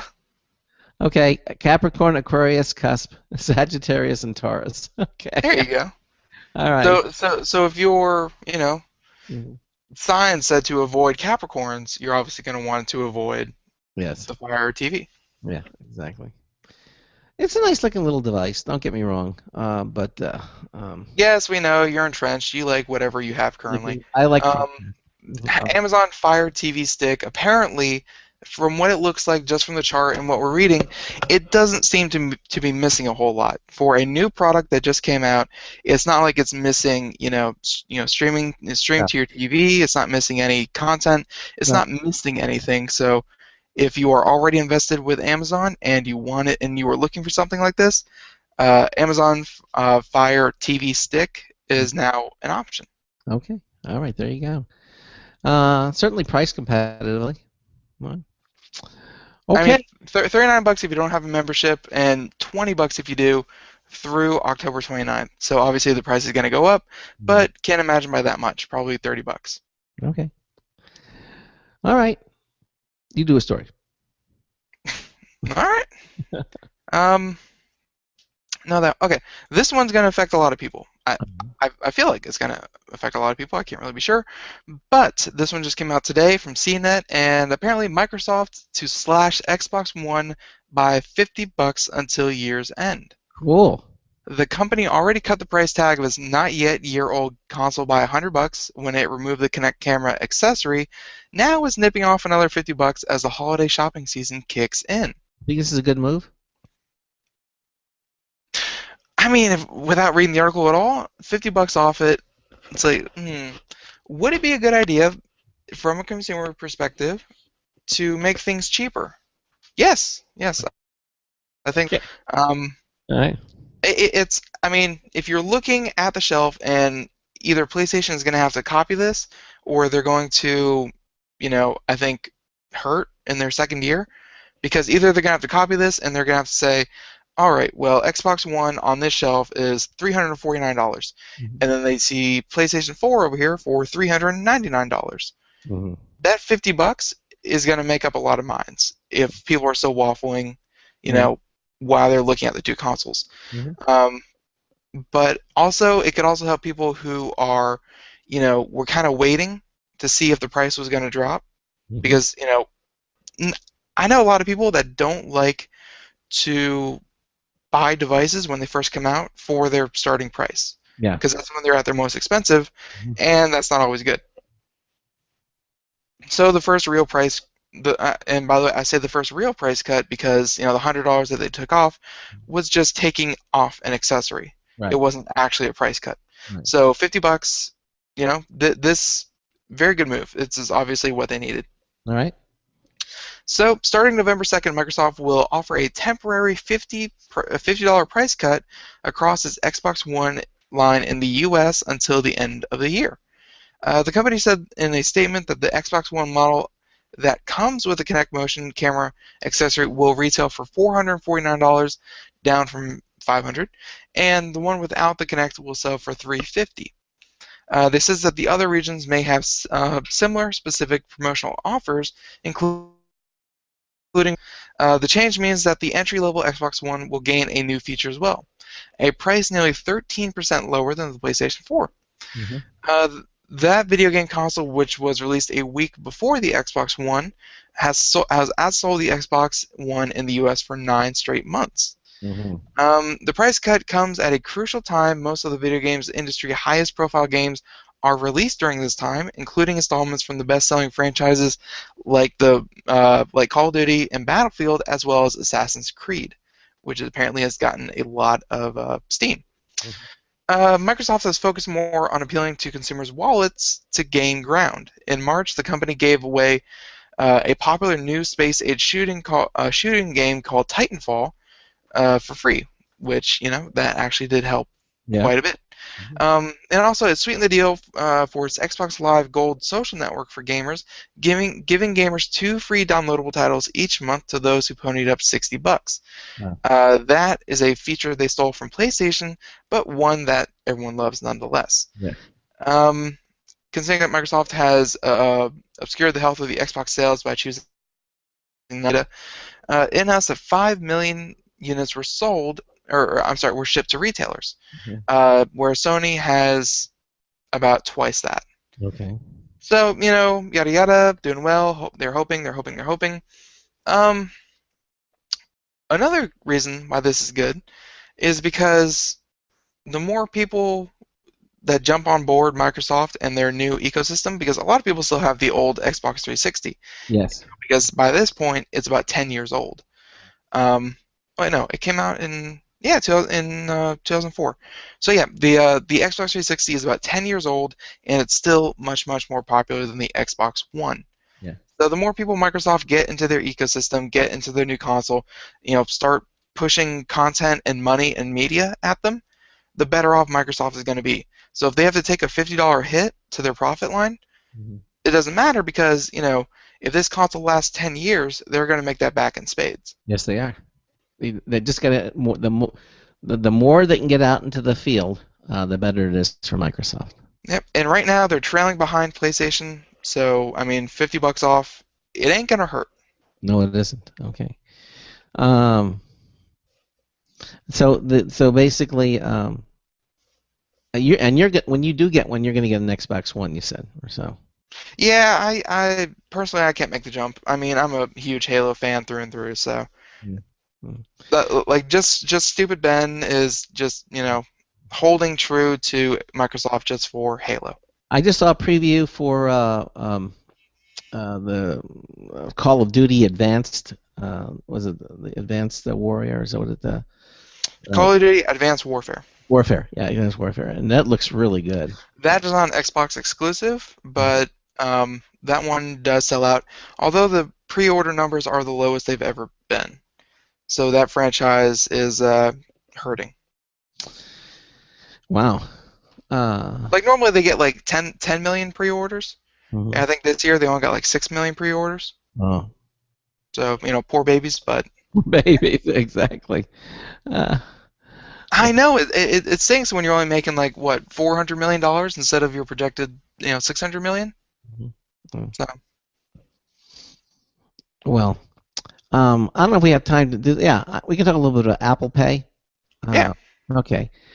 Stores are shunning Apple Pay, but soon they'll change their minds, according to Wired magazine. He says, well, it didn't take long. Apple Pay launched only a week ago, and it's already unmasking major strife in the retail industry. According to the New York Times and others, Rite Aid and CVS both blocked this use of Apple Pay over the weekend, though neither company is saying why. One likely reason is competing mobile payments app that is a group of big retailers have been developing on their own. But it's a battle that stores won't win. The stores won't win. Retailers, including Walmart and Gap, as well as Rite Aid and CVS, are part of a consortium called Merchant Consumer Exchange, or MCX, that have created an app called Currency. Apparently, Currency relies on scanning QR codes at the checkout counter, which makes it sound old-timey from the start compared to Apple Pay's simple wave of the phone. But ultimately, the real problem for retailers isn't data design. It's the impetus behind the decision to try to go its own way in mobile payments. Shutting out Apple and its user experience isn't about doing what's best for customers. It's about what retailers perceive to be the best for their bottom lines. Retailers have long had a love-hate relationship with credit card companies, but cutting out of, the frenemy isn't a compelling starting point for creating a first-rate user experience. There you go. So they say it's understandable that many retailers would initially balk at Apple Pay. Letting Apple colonize their checkout counters means ceding a degree of control and potentially spiking their own products before it even launches. For now, retailers have a choice to make: more sales thanks to Apple Pay versus theoretical savings on credit card transaction fees if users embrace Currency. So the question is, why would anyone use it? Okay. And because he says that math will only work if everyone is using Currency, and that's not going to happen. Okay. In the end, Apple enjoys the same advantage that gives it so much leverage in so many contexts. It controls the hardware and the software. Anyone who has an iPhone 6 or 6 Plus has a way to pay at the counter, and with 10 million sold at the first weekend, that's a lot of people with that ability. Retailers will have to work a lot harder to get customers to bother with their own app. In the meantime, those that refuse Apple Pay will be missing out on potential sales. And if your business ultimately relies on getting people to buy more stuff from you, giving customers one less way to pay doesn't really make sense. Okay. He says, or maybe it doesn't really matter. After all, how many people probably turned and walked out of a CVS this weekend because they couldn't pay with their shiny new phones? They just did what everyone else is doing every day, everywhere. They pulled out a credit card. And that's very true. I was at CVS today. I had to bought something, and I pulled out the credit card. You know, I pulled out my CVS card first, and then my credit card. So. But Apple Pay is here to stay, and I think it's going to. They're working with too many people. See, it doesn't even have to be here to stay. It could be a flop. It could be such a failed experiment that people don't want it and they don't want to use it, and it goes away silently into the night. But I think by them banning it, by saying we specifically do not want Apple Pay in our stores, you're drawing attention to it, which kind of leads fuel to the fire, which makes it so that it's probably going to stay around even longer. Like if they just quietly didn't use it, it probably would have made a bigger impact than if they said, hey, we're not using this stuff, we don't like Apple Pay, and now Apple Pay has something to fall back on. Yeah. Now, when you use CVS, I know there's a loyalty card too, but you can still use your iPhone for that as well. So you don't need to have the card. You can use because you can have the loyalty card displayed on your phone, and then you can use Apple Pay. I guess it's not CVS because I did not see it out in the CVS today when I was there. It was just a standard credit card machine. The Apple Pay was not available at the CVS that I was at. Obviously, because of the article you just read. Yeah. Now I was wondering why, and now I know. But I think, as it says, the CVS is going to come around right now because there are too many people out there with these devices, and to ignore them is really. There's a lot of people with iPhones out there, but I mean, if they don't want to use them, they don't want to use them. That's their choice. But if it gains tractions at other places, and eventually, it's kind of like the people who didn't accept MasterCard, when debit cards were first getting out.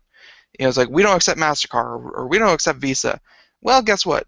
That's people's money. And if you want to make their money your money, you have to start accepting all forms of payment, not just the ones you like.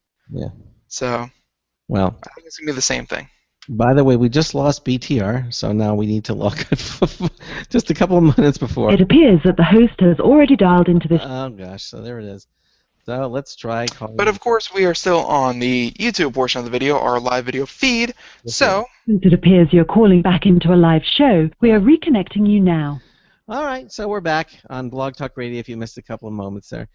Don't worry about it. We didn't say anything important, but if we did, check out the video feed. But it's we're getting really, really close. We have about 3-4 minutes maybe. I think it's time to announce our final grand winner of our Logitech contest. I agree with you. This is for the Logitech X300 mobile wireless stereo speaker. It's the first time we're offering this. It's valued at $70, and it comes in 4 different colors. And you're going to get to pick the color of this amazing Bluetooth speaker.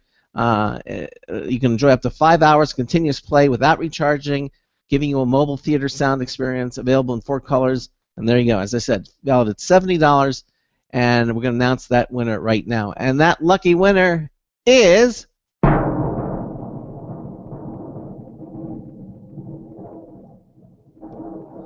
Craig Shitabata. Craig Shitabata, congratulations. You are our grand prize winner. Craig listens to us in Kailua, Hawaii. All right, so aloha to you, Craig. Who else in the chat room was from Hawaii? Was that Fort or somebody was also on Hawaii? It was one of our regulars. No idea. I don't know. Anyway, congratulations, Craig. You're going to get the Logitech X300 mobile wireless system. So again, just to reiterate, our third place winner of the Logitech HD webcam C310 is Nathaniel Edward Poe Jr., listed to us in Greensboro, North Carolina. Our second place prize winner is Randy Neiman, who listens to us in Pueblo, Colorado. He wins the Logitech G400S gaming mouse.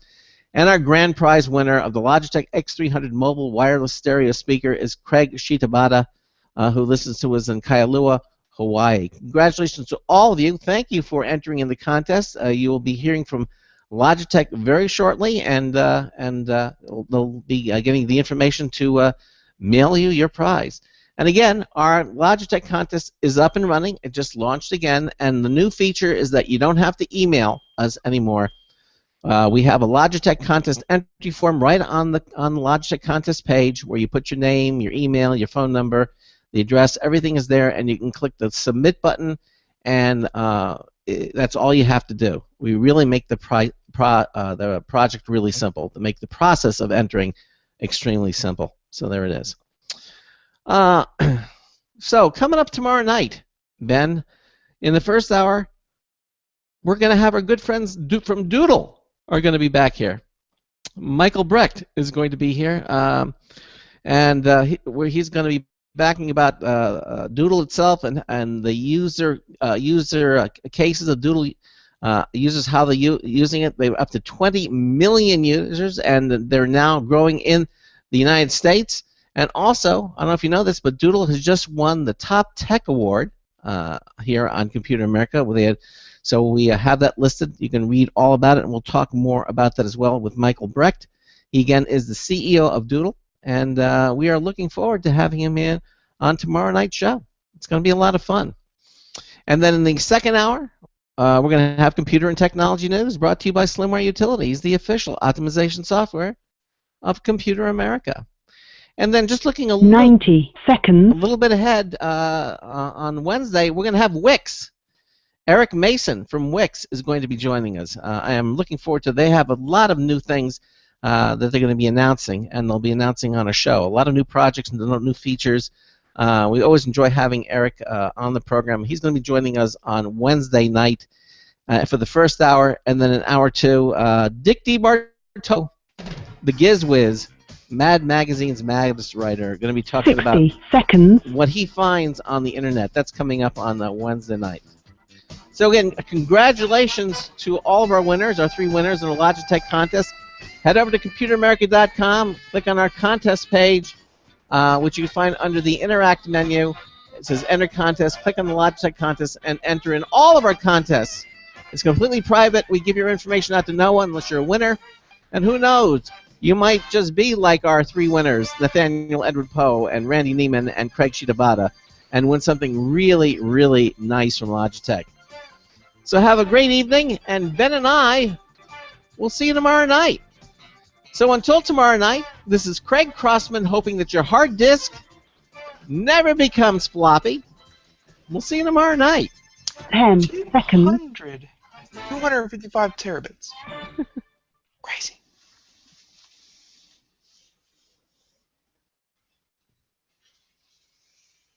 Thank you for using Blog Talk Radio. Okay, everybody, thanks for watching, and hopefully you had a lot of fun. We did too. And you know what that reminded me of? What? The whole 255 terabits. That reminded me of the breakthrough that they had with threading a processor. Yeah, really? Because all the processors used to be single thread, and then they had like dual core, and then quad core, and then hyper-threading, and things like, you know, like multi-core processing. You saw that same jump in speed, but for processing power. Yeah, yeah. So for this, I mean, you know, everything was just single strand, and then they figured out a way to put, you know, 7 strands in one, and then 5 different light wavelengths on each strand. It is. It's amazing. It seems like technology. Whenever you hit a break, you know, whenever you hit a wall, it's just like, hey, just add more. They find a way around it. Absolutely. All right, everybody. Thanks for watching, and we will see you tomorrow night with Doodle. So have a good evening. Take care. Bye-bye. Night.